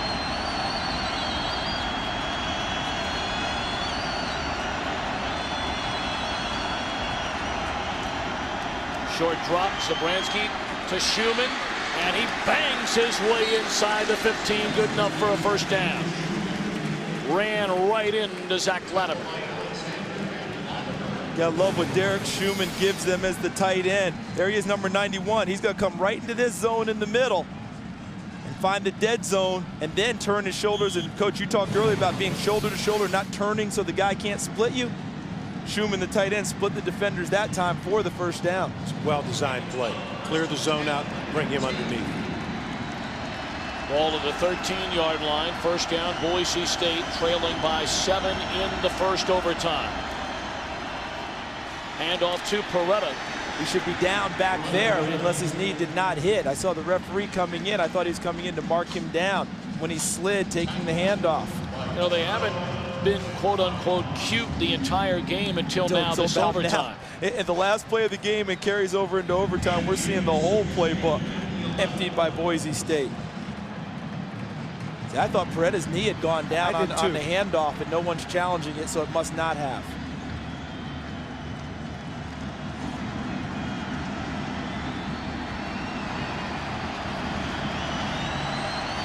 Second down and 8 for the Broncos at the Oklahoma 11. They're going to hand it off to Ian Johnson.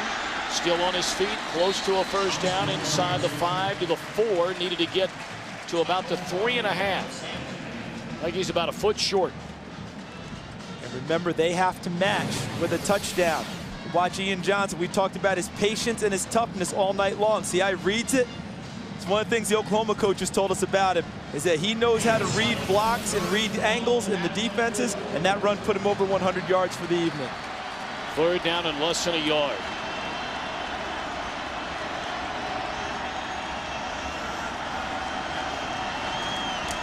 Johnson denied the first down. Is the ball loose or was his knee down? I think they're saying he was down.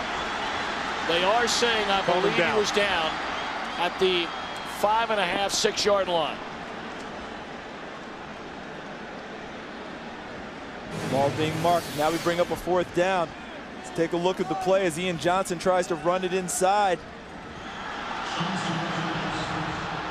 There's the initial hit as he's knocked back and he's stumbling, going. Ball came out before he went down. I think his knee was down. You thought it was down back there? I think his knee's down first. Let's take a look. Look, right look, here. Look, right there. Good call, Coach. Yep. All right, here we go again. Now a timeout is called by Boise State. Much like the 4th and 18 in regulation. Down to one play. They got the touchdown on the razzle-dazzle. Now it's 4th and 2 in overtime.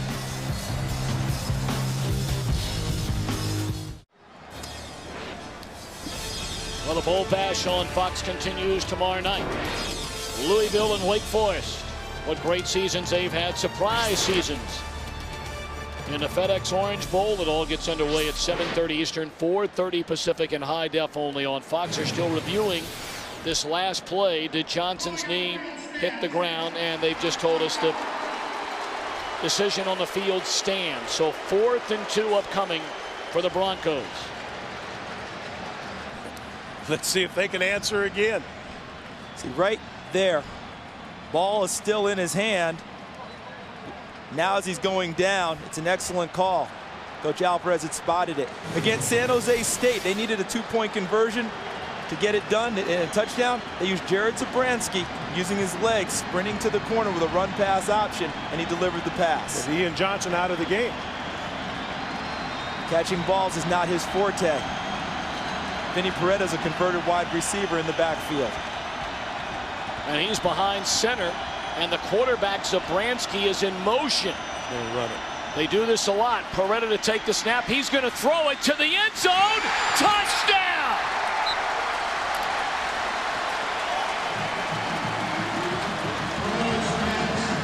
They're going to go for 2, guys. I'm telling you, they are tired. Listen, when you're Cinderella, at a certain point, you don't keep slugging with the big guy. They're going to try and win the football game right now. That's what I'm telling you. Yep. Well, you know Oklahoma will spend a timeout.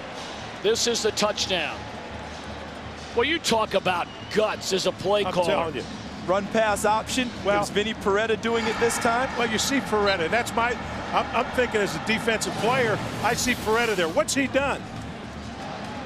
Well, here we go, fellas. What are you going to do now? Going for the win. Zabransky, flood right. Ball's near the left hash. Flood right. Going to get a timeout by Oklahoma. All right, now do you change your mind if you're Chris Peterson and send out the extra point? He has a play he wants to call. He has the play.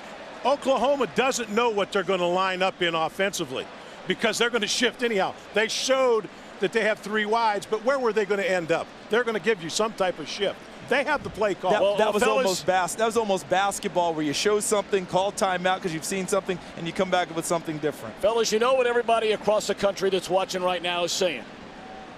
It's calls like this, it's effort like this, guts like this, which screams for a playoff in Division 1A football.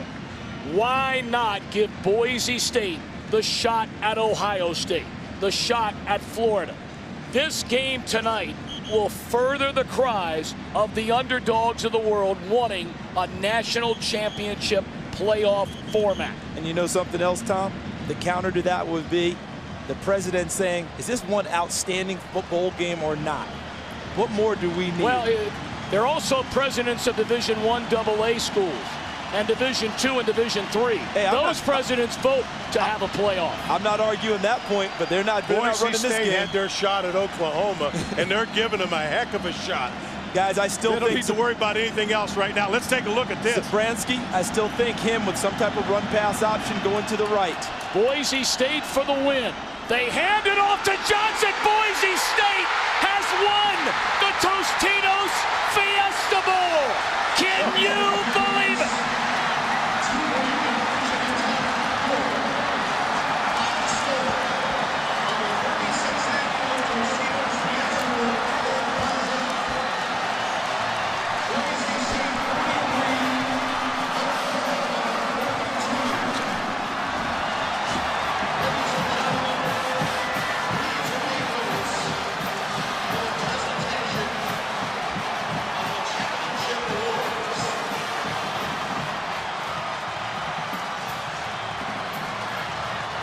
It doesn't get much better than that.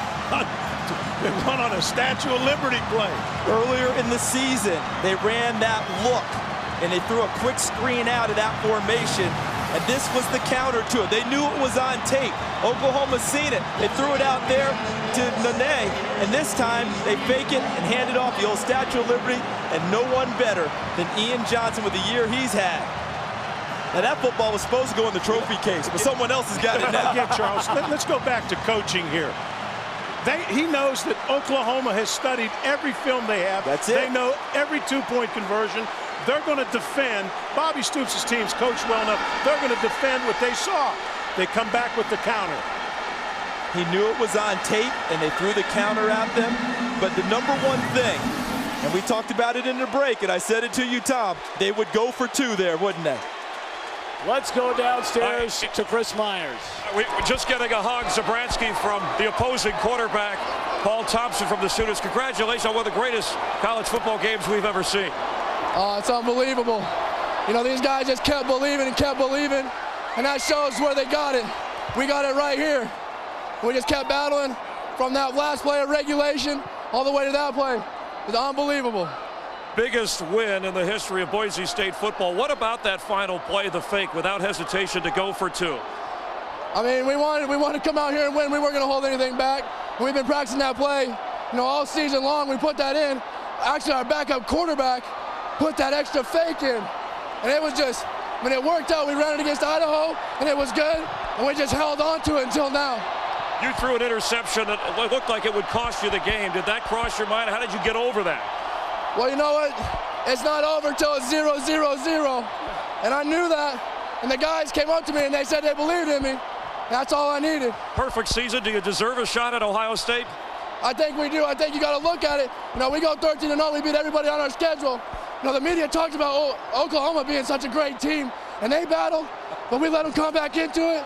And you know what? We deserve a chance at a national title. All right, here's your congratulations. Thank you. Jared Zabransky. All the chips are on the table. The Tostitos Fiesta Bowl champions, Tom.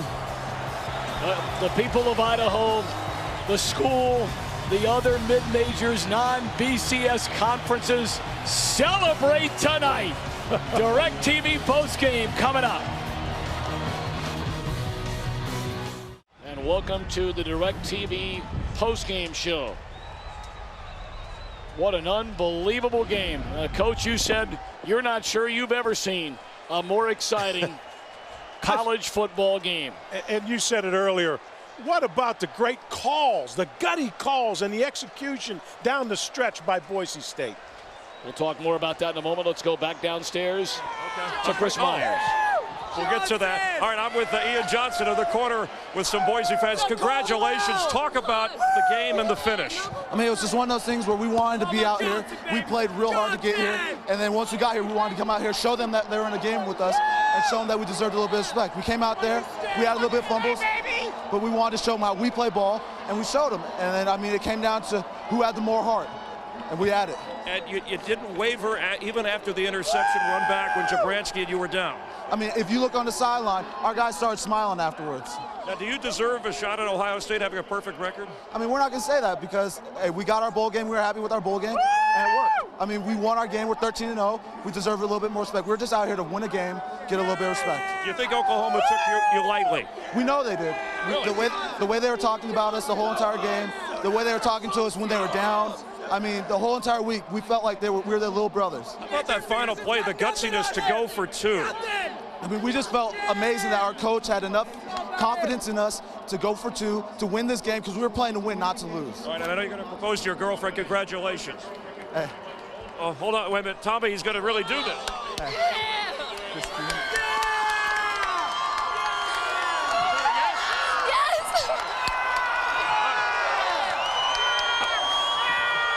All right, Tommy, she said yes. Ian Johnson proposing to the head cheerleader at Boise State. Does it get any better than this in college football?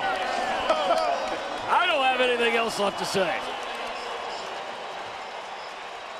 Undefeated season and a proposal on the field after you win it in OT.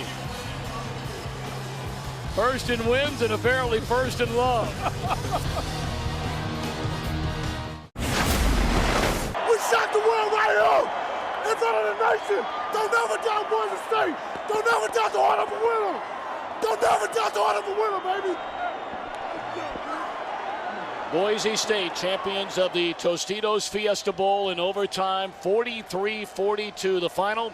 Our DirecTV postgame coverage continues. Let's go downstairs to Chris Rose. All right, thank you very much. It is time right now for the awards ceremony, and for that we bring in the chairman of the Tostitos Bowl, Ellie Ziegler, and also from Frito-Lay, the senior vice president of sales, Randy Melville. Ellie, let's start it off with you on a great evening. Thank you so much, Chris. It is my honor to present the 36th annual Tostitos Fiesta Bowl Game Trophy on behalf of our board of directors and our 2,600 volunteers to head coach Chris Peterson and the Western Athletic Conference champions, the Boise State Broncos. Congratulations on your tremendous victory. Randy, do the honor. Coach, on behalf of the 18,000 plus Frito-Lay frontline employees, I want to wish you and your team an outstanding victory. Way to go, Coach. Congratulations. Very much. We really appreciate this one here is for the Bronco Nation right here.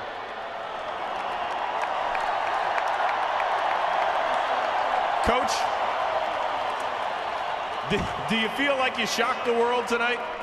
I'll tell you what, our guys fight and claw and scratch, and they play as hard as anybody in the country. And when you do that, you know you always got a chance. All the credit goes to these warriors out here. Let's be honest, though.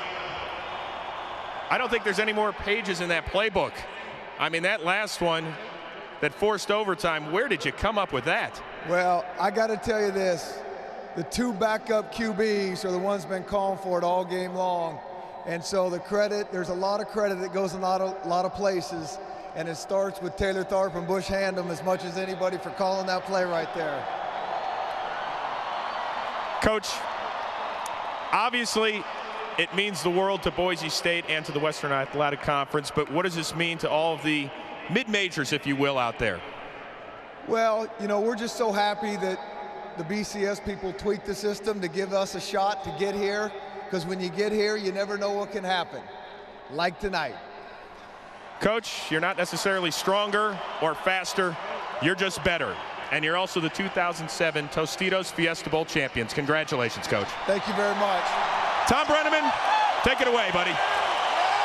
Chris, thank you. Perhaps does it tell you about the very spirit of Idaho and Boise State, crediting backup quarterbacks for the call that send you to OT. Congratulations, Chris Peterson and Boise State.